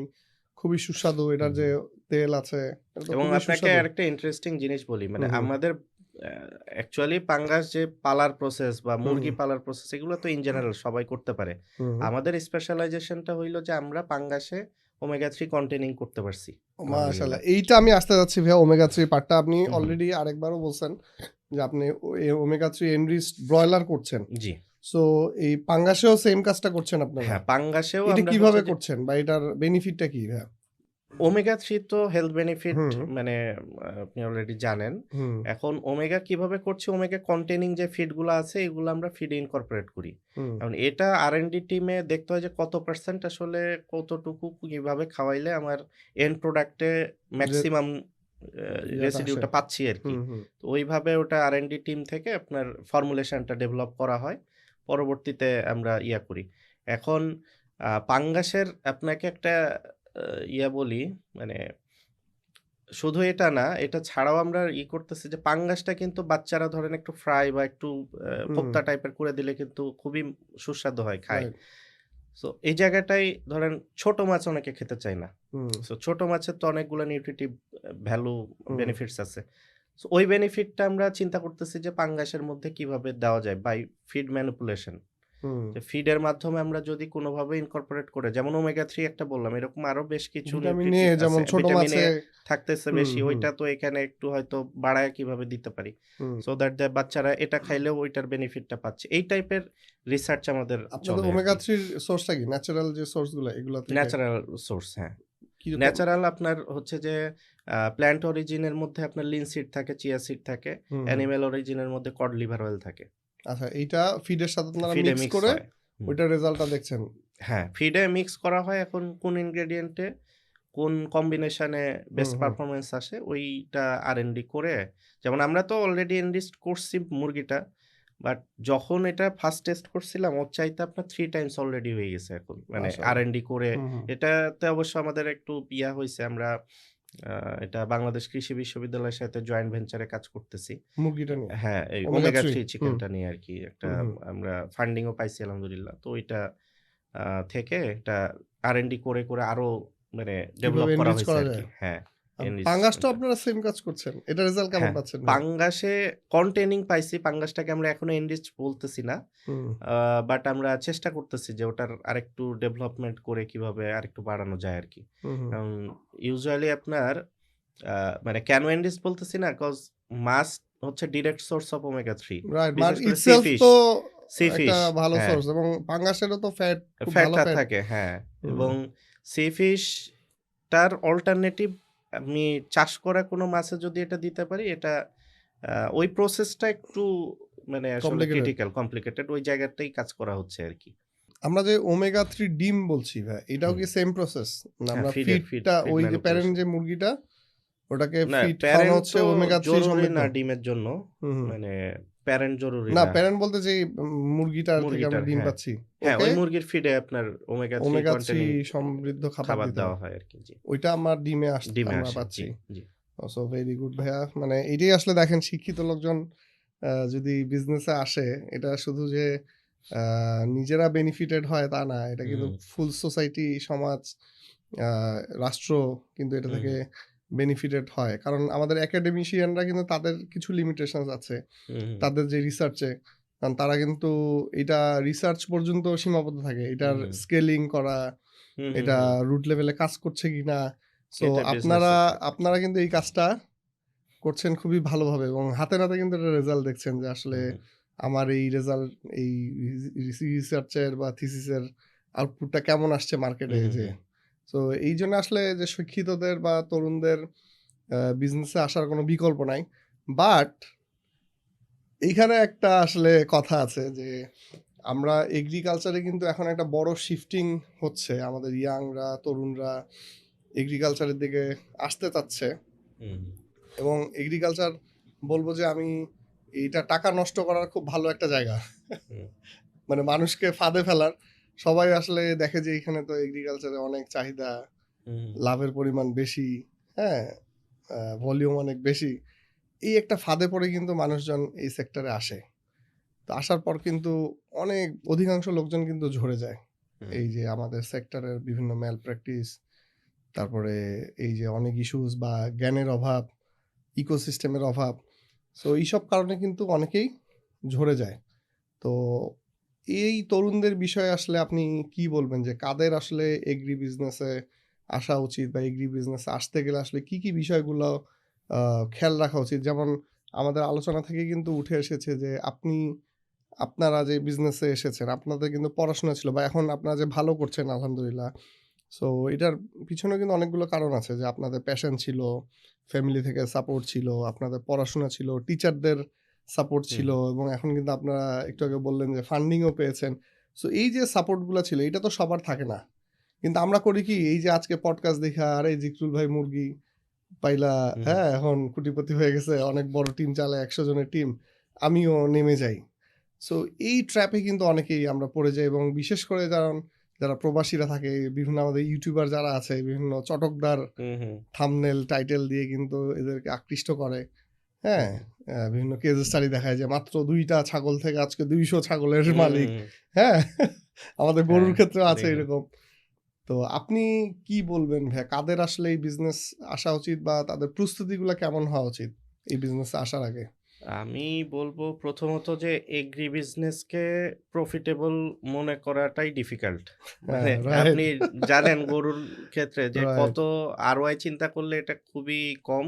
হুম, তবে opportunity huge cause right. Bangladesh মানে এখানে খুব ভালো একটা মার্কেট অলরেডি রেডি এবং রেগুলার কনজিউমেবল প্রোডাক্ট হিসাবে হুম। আমার বিজনেসটা সবসময় রানিং থাকে যেকোনো সিচুয়েশনে। এইটা একটা বেনিফিট বলতে পারি। কারণ আপনার যুদ্ধ লাগলো, হইলো, হ্যাঁ, ওইখানে খাবার কারো প্যারাসিট বন্ধ খাবার হবে না। আপনার খেতে হবে। হ্যাঁ, সো ওই হুম, জায়গাতে অপরচুনিটি আছে। বাট যার আসলে লং টার্ম মানে থাকার মন মানসিকতা আছে তার আসতে হবে। এটা হুম, কোনো টি-20 ম্যাচ না। এটা একটা টেস্ট ম্যাচ। রাইট। সো ওখানে ওই লম্বা সময় তাকে দিতে হবে। কারণ আমরা যে মানে ধরেন একটা কনস্ট্রাকশন ও যদি করেন, একটা ল্যান্ডের চাইতে আপনার ওই কনস্ট্রাকশন এর খরচ বেশি। হুম, সো আপনার যখন আপনি কনস্ট্রাকশন করবেন, তাইলে ওই কনস্ট্রাকশনের তো শেলফ লাইফ লাগবে। হুম, সো এই শেলফ লাইফ এট লিস্ট তো আপনি ২০ বছরের প্ল্যান করতে হবে। হুম, সো আপনার ২০ বছরের ধৈর্য তো লাগবে হুম, হুম, বিজনেসটাকে হুম। টিকায় রাখার জন্য। শুধু কনস্ট্রাকশন করে পরে বিজনেস বন্ধ করে দিলে তো কি হইল? হবে না। সো ওই টাইপের লং টার্ম প্ল্যানিং এ নামা আর নামার আগে ডেফিনিটলি মার্কেট রিসার্চ করা। হুম, কারণ সবসময় যেই চ্যালেঞ্জটা আমরাও ফেস করছি এবং এখনো করতেছি যে আপনার ভাই ওই ইউএসপি যেটা বলেন, হুম, ইউএসপি সবসময় চেঞ্জ হয়। ইউএসপি হুম, এক জায়গায় থাকে। আমরা ১৬ সালে যে অ্যাপ্রোচ যত সহজে করতে পারছি এখন ওইটা হয় না। ওই হুম, মার্কেটে দেখা যাবে যে আমার চাইতে কম প্রাইসে আরেকজন অফার করতেছে রাইট। Same product. সো তখন আমাকে আরেকটা কিছু ভ্যালু এড করতে হবে যেটা দিয়ে আমি টিকে থাকতে পারবো। তো সবসময় ওটার জন্য R&D, মার্কেট রিসার্চ এবং হচ্ছে যে আপনার এই যে প্রোডাক্ট ডেভেলপমেন্ট এই হুম, জিনিসগুলা প্যারালালি চলতে থাকতে হয়। সো এই সবকিছু আসলে মানে ধৈর্য সহকারে যদি হ্যান্ডেল করার মন মানসিকতা থাকে, কেবল তাদেরই আসলে আসা উচিত এগ্রোতে। রাইট। আদারওয়াইজ অন্য অনেক ওয়ে আছে হয়তো দ্রুত ইনকাম করা, সেগুলো দেখতে পারে আরকি। তো এখানে তো ভাইয়া আপনারা একটা দুর্দান্ত কাজ করেছেন যে ভ্যালু এডিশন। হুম, হ্যাঁ, আমিও যদি আমার এক্সপেরিয়েন্স শেয়ার করি ভাইয়া যে ভ্যালু এডিশনের বিষয়ে। আপনি অ্যাজ ইউ সেড একটু আগে বললেন যে আসলে এগ্রিকালচার খুবই লুক্রেটিভ বড় মার্কেট। বাট এটা খুবই ROI খুবই কম। হুম। কারণ আমাদেরকে কম্পিট করতে হয় কিন্তু ওই গ্রামের চাচির সাথে। Local market, right. ওই চাচি হচ্ছে নিজের ঘর, নিজের সবকিছু নিজেই গরু ফ্রি অফ একটা কস্ট সে হ্যাঁ, সার্ভিস দেয় আরকি। সে সেই চাচি হচ্ছে 0 খরচে কিন্তু একটা গরু প্রডিউস হুম, করতেছে, একটা মুরগি প্রডিউস করছে, এটা দেশি হুম, মুরগি সে নিজেই উঠানে পালতেছে। হুম, তার হুম, কিন্তু কোনো খরচ নাই। হুম, সে ধরেন একটা মুরগি ৳200 বেচলেও সে খুশি। হুম, হুম, কিন্তু আমরা যখন এটা কমার্শিয়ালি করব, তখন হুম, কিন্তু আমরা এই ৳200 বিক্রি করা সম্ভব না। না। হ্যাঁ? এবং আমার কিন্তু কম্পিটিটর ওই চাচি এবং এটার হুম, নাম্বারটা অনেক বেশি। আমরা বেশি। আমরা থ্যাঙ্কফুল টু দোজ চাচি। হুম, কারণ ওদের কারণেই আসলে আমরা এত কম প্রাইসে হুম। কিন্তু আমরা খেতে এই পারছি এগ্রি আরকি। প্রোডাক্ট গুলো আমরা পাচ্ছি। হুম, জি। হ্যাঁ? বাট তারপরে এখন আপনি যখন কমার্শিয়ালি চিন্তা করবেন, একজন তরুণ যখন এটা কমার্শিয়ালি ফার্মিং করবে, তখন তার আসলে এই জিনিসটা মাথায় রাখা উচিত যে আমার কম্পিটিটর কারা? হুম, হুম, ওই চাচির সাথে আমাকে মানে এত প্রাইস সেনসিটিভ একটা প্রোডাক্ট। সো হুম, এখান থেকে আপনি যে ডিরেক্টলি ROI বের করে আনবেন ভালো, এটা কিন্তু ডিফিকাল্ট। হুম। সো এই জায়গায় আমাদের অপরচুনিটি হচ্ছে যে value value addition. Addition, right. যেটা আপনারা মুরগির ক্ষেত্রে এখন এই ফ্রোজেন আইটেম হুম, গুলা নাগেটস, হুম, চিকেন হুম, বলস বা আপনার এই যে ললিপপ এগুলো হুম, হুম, করছেন। হুম, পাঙ্গাসটা এড করেছেন সমন্বিত ফার্মিং এর অংশ হিসেবে। হুম, সো আমরাও আমাদের গরুর ক্ষেত্রে যেমন আমরা লাইভ গরু সেল করার বদলে আমরা মাংস সেল করা শুরু করেছিলাম। হুম, হুম, তো মাংস সেল থেকে কিন্তু আমরা ভাইয়া রান্না করা মাংস মানে হুম, হুম, বিফওয়ালা হুম, যে হুম, রেস্টুরেন্টটা হুম, ওইখানে কিন্তু আমরা মাংস রান্না করি। মানে জি। ভ্যালু এডিশন ক্রমাগত হুম, যত বেশি পারা যায়। আদারওয়াইজ আমাকে তো ওই বাজারের কসাইয়ের সাথে কম্পিট করতে হবে। আর রাইট। এই প্রোডাক্টগুলো এমন একটা প্রোডাক্ট আপনি চাইলেও এটা প্রিমিয়াম প্রাইস নিতে পারবেন না। না, আপনি গরু আপনার যত ভালোই হোক, আপনি ৳১,০০০ কেজি নিতে পারবেন না সম্ভব মানুষের না, কাছে। রাইট। জি। হ্যাঁ? আপনাকে ওই ৳৭৫০, ৳৮০০ এই রেঞ্জে থাকতে হবে। হয়তো ৳৫০ বেশি নিতে পারবেন। হুম, হুম, মুরগি আপনার যত ভালোই হোক, ওমেগা 3 হোক আর হুম। যাই বলেন, না, মানুষ প্রাইস আসলে বেশি হলে উইলিংলি ইয়ে না ভাই। থাকে না 2 আরকি টাইমস মার্কেট। তো আপনি চার্জ করতে না, পারবেন না এই পসিবল প্রোডাক্টগুলো, না। FMCG product. জি।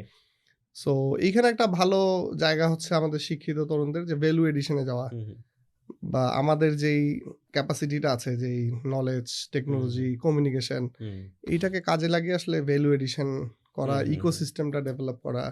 শুধু হুম, হুম। একটাতে না থাকা। Don't put your all eggs in one basket. Right, আপনারা রাইট। যেমন বিভিন্ন অনেকগুলা পকেট ক্রিয়েট করেছেন, রিসার্চ হুম, করছেন, টিচারদের সাথে কোলাবোরেশন করছেন, ফান্ডিং নিয়ে আসছেন।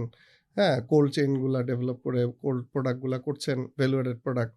সো এইরকম ভ্যালু এডিশন এর দিকে যাওয়া। হুম, হুম। যদি ডিরেক্টলি ওই YouTube ভিডিও দেখে ২ টা ছাগল থেকে ২০০ ছাগলের খামার, এইটা অটোমেটিকলি দেখে আসলে আসে না ভাই এটা। আপনি ভ্যানিশ হয়ে যাবেন। হুম, হুম, এবং জিকরুল ভাইয়ের স্টোরি দেখে যদি পাঙ্গাস চাষে নেমে যান, হ্যাঁ, আপনি পারবেন না। কারণ জিকরুল ভাই পাঙ্গাস চাষে নামছে ১০ বছর পরে। হুম, টোটাল একটা ইকোসিস্টেম ডেভেলপ করার পর। রাইট। সো উনি এখানে সাকসেস পেয়েছেন বা পাচ্ছেন বা পাবেন ইনশাআল্লাহ। সো এইরকম রিসার্চ করে তারপরে মনে হয় নামা উচিত ভাইয়া। জি, সো ডেফিনিটলি। আমরা খুবই নলেজ প্যাক একটা সেশন। এখন লাস্টলি যদি ভাইয়া আপনার ধরেন এই ওভারঅল ওয়ার্ল্ডের অ্যা ইয়ার আপনার ফিন্যান্সিয়াল ফ্লো আসলে কোন দিকে দেখছেন? এগ্রিকালচারের ফিউচার কেমন দেখছেন ভাইয়া? আমরা দেখছি যে টেক জায়ান্ট সবাই কিন্তু এগ্রির দিকে ঝুঁকছে। মার্ক জাকারবার্গ, এলন মাস্ক সবাই কিন্তু বিল গেটস এখন হুম, সবাই বড়, বড় এগ্রিকালচারিস্ট মানে ফার্মার। সো এটা একটা ইন্ডিকেশন ধরাই যায় যে মানে বিশ্বের মানি ফ্লোটা টেক থেকে এগ্রিতে শিফট করার একটা প্রবণতা আমরা কিন্তু দেখছি। সো এটার ফিউচার, আপনাদের ফিউচার প্ল্যান এইটা নিয়ে যদি শেষ কিছু কথা বলেন হুম। আরকি। আমাদের ফিউচার প্ল্যানটা নিয়ে আগে বলি। আমাদের হুম, ফিউচার প্ল্যানটা হইলো যে আসলে আমরা ফার্মারকে আ এম্পাওয়ার করতে চাই। এম্পাওয়ার করার মাধ্যমে আমাদের আ প্রোডাকশন চ্যানেলটাকে যত বেশি ইনক্রিজ করা পসিবল হয় এটা অ্যান্ড এক্সপোর্টের দিকে আমরা আসলে একটু আচ্ছা ট্রাই করতেছি মাশাআল্লাহ এক্সপোর্ট। রিসেন্টলি। কি হ্যাঁ। মুরগি নাকি মাছ? আ মুরগি, মাছ মানে অ্যাকচুয়ালি আপনার শেলফ লাইফ ইনক্রিজ করতে হবে। এখন শেলফ লাইফ যে প্রোডাক্ট ইনক্রিজ করা যাচ্ছে যেমন ভ্যালু এডেড প্রোডাক্ট ফার্স্ট হুম, অপরচুনিটি হুম, হইতে হুম। পারে। এরপরে হইতে পারে মুরগি, মাছও হইতে পারে। এখন যেটার আসলে ডিমান্ডটা মিট করতে পারি এবং একটু শেলফ লাইফটা মানে যেমন হালাল কন্ট্রোল করতে প্রোডাক্টের পারে। তো huge huge demand demand world আছে। ওয়াইড তৈরি হ্যাঁ, হচ্ছে। হ্যাঁ। সো এই ফ্রোজেনের বা ইভেন যদি মাংসও হুম, করা যায় হুম, ডিরেক্ট, এটা তো ভালো একটা জায়গা আছে হুম, হুম। তো এর এক্সপোর্ট। ওইটা নিয়ে কাজ করতেছি। আর আ আপনার শিফটিং বলতে মানে এই এগ্রিকালচারাল সেক্টরটার সবচেয়ে ইন্টারেস্টিং পার্ট হইলো যে আপনি যদি মূল জায়গাটা আপনার নিজের কন্ট্রোলে রাখতে পারেন, তাহলে মানে বাকি সবাই আপনার কাছে কিনতে বাধ্য আরকি। যে মূল জিনিসটা জায়গা অলরেডি বলেন তো মূল জায়গা উদাহরণ দিয়ে। বলতে ধরেন, আপনি ব্রয়লারের কথাই যদি হুম, বলেন, ব্রয়লার কিন্তু আমরা সবাই কিনে ওটা পালতেছি হয়তোবা তার বাচ্চা বাট পেডিগ্রি একদম ১ম যেটা, হুম। এটা তো আমেরিকানের কাছে। সো ও! আপনি কিন্তু কিনতে বাধ্য। হুম। যতদিন মানুষ ব্রয়লার খাবে ও কিন্তু ওর কাছ থেকে কিনে নিয়ে আসবে। সো আপনি যে জায়ান্টদের কথা মেনশন করলেন তাদেরও কিন্তু মানে ওই টাইপের কাজগুলাই তারা করবে যেইগুলাতে মানে পুরা কন্ট্রোলটা পৃথিবী ওদের তার কাছ হাতে থাকবে। থেকে হ্যাঁ, বীজটা থাকবে ওদের হাতে। এক্সাক্টলি এইটাই, হুম। এইটাই। তো ওইটার ইয়াই করতেছে আরকি।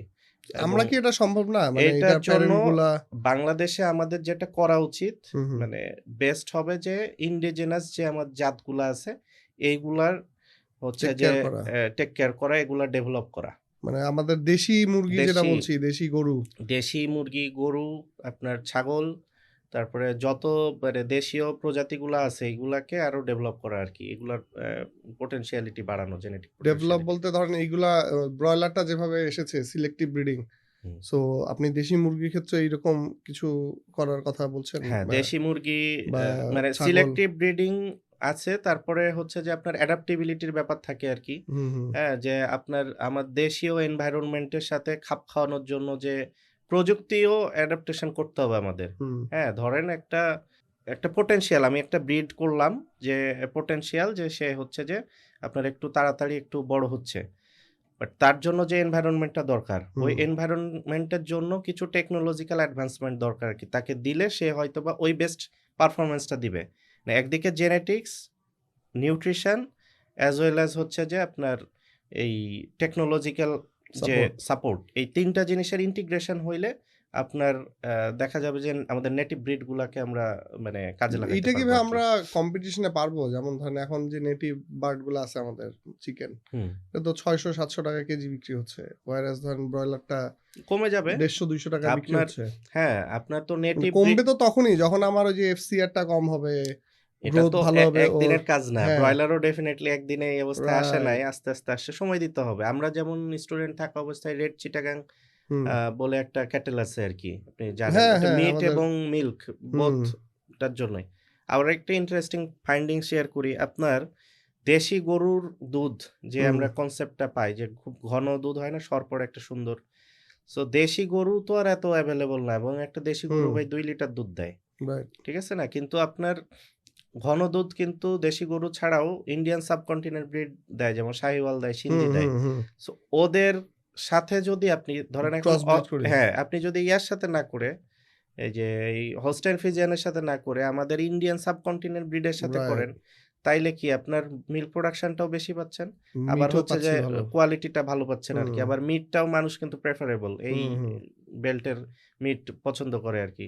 সো এগুলা নিয়ে যদি কাজ বেশি হয় তাইলে এগুলার এগুলো ইয়া নিয়ে হবে কাজ আরকি। হচ্ছে। আমরা যেমন গরু সেক্টর নিয়ে খুব হতাশ। আমাদের হুম। এই সাইডে ব্রিডিং নিয়ে এরকম না নোটেবল কাজ কাজ হচ্ছে না। মানে যতটুক হওয়া উচিত হচ্ছে না। আমাদের হুম, এইগুলার জন্য ওই যে ইনস্টিটিউট গুলার কাজ করা উচিত। সরকারের আরো বেশি এখানে আসলে ফোকাস দেওয়া উচিত আরকি। রাইট। হ্যাঁ, যে আমার ইম্পোর্ট তো আসলে কোনো সমাধান না। ইম্পোর্ট তো জাস্ট একটা আ সাপোর্ট। বাট আপনার মূল জায়গা যদি আপনার বীজ আপনার কাছে থাকে, হুম, তাইলে আপনি বিশ্বের কারো কাছে কিন্তু মানে নির্ভরশীল হয়ে থাকতে হবে না আরকি। রাইট। এই সেম কথাটা তো আসলে আমাদের এই যে হর্টিকালচার যেটা আছে, হুম, হুম। ওইটার ক্ষেত্রে হ্যাঁ, তো প্রযোজ্য একই। যে ধানের বীজ এখন আর আসলে হুম। আগের মতো মানে ওই যে পুরাতন বীজ থেকে হয় না। না, নতুন একদম বীজ কিনে নিয়ে কিনে আসতে নিয়ে হয়। আসতে হচ্ছে আরকি। হ্যাঁ? সো এটা আসলে আমাদের দেশি যে ব্রিড গুলো আছে এটার হুম, প্রিজার্ভেশন ইস ভেরি ইম্পোর্টেন্ট এবং হুম, ওইটার হুম। জাত উন্নয়নটা। জাত উন্নয়নটা হুম, ইম্পোর্টেন্ট। রাইট। রাইট। এটা আমরা গরুর সেক্টর নিয়েও খুব ভোকাল। হুম, হুম। আমাদের ভালো জাত দেওয়ার জন্য আমরা খুবই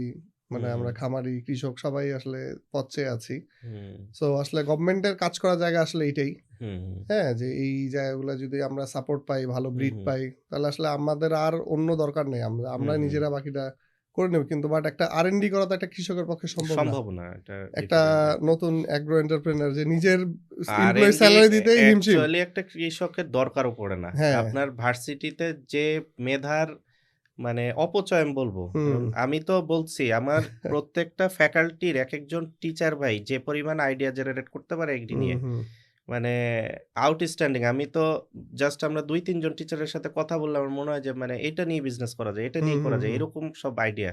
রাইট, কিন্তু এই আইডিয়াগুলার ইমপ্লিমেন্টেশন এর জায়গায় কোনো সাপোর্ট নাই। হুম, সো আমরা যেমন ২টা-৩টা জায়গা নিয়ে কাজ করতেছি এবং দেখতেছি যে না এটা তো মার্কেট রেসপন্ড মানে ফ্যান্টাস্টিক এবং এটা হুম, আপনার মানে সাথে, সাথে হেল্পফুলও হচ্ছে, মানুষের প্রবলেম সলভ করতেছে।